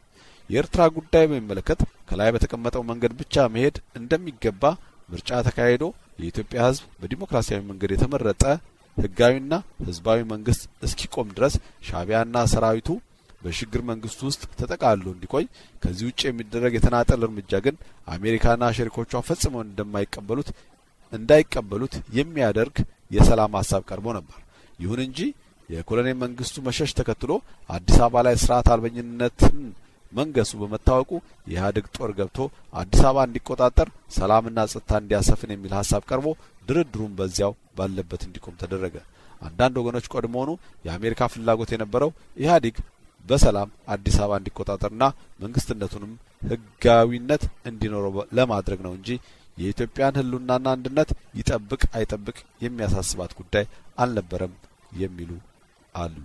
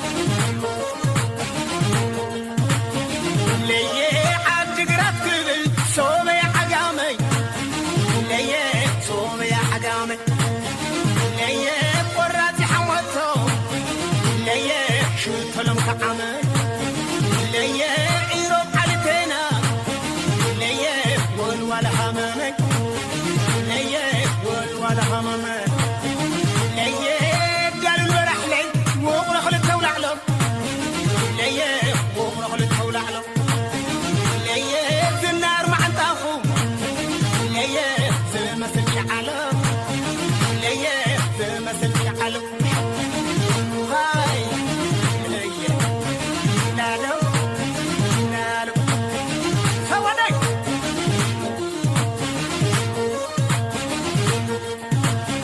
ليه بحالك مقلب نرتا ليه مقلب نرتا ليه مصحبنا يسوس ليه ما يدقن باتا ليه صبر قيام ليه صبر والتا ليه صبر والتا ليه قماي بلي رايا رايني ليه رايا رايني ليه حنقر زلي ليه ما يجوز ظفر عني ليه تبراي ظفر عني ليه تبراي ظفر عني ليه عدي ظفر عني ليه هزري ظفر عني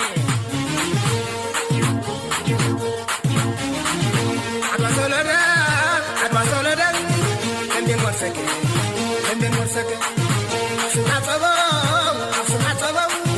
شراء اليابو ميدا والوالو كل الدولة مقالا نرتا رايا رايني عند الباتا رايا رايني عند الباتا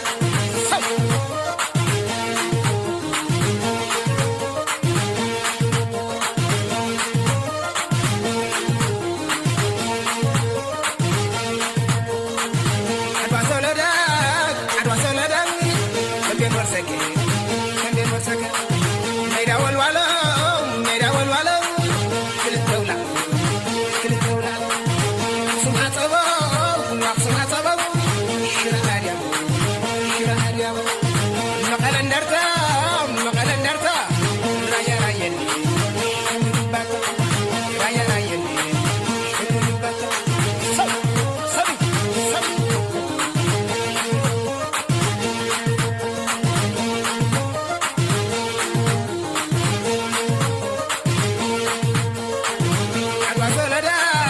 عدوى سولدا كندين ورسكي سمع صبو شراء اليابو ميدا والوالو كل الدولة مقالا نرتا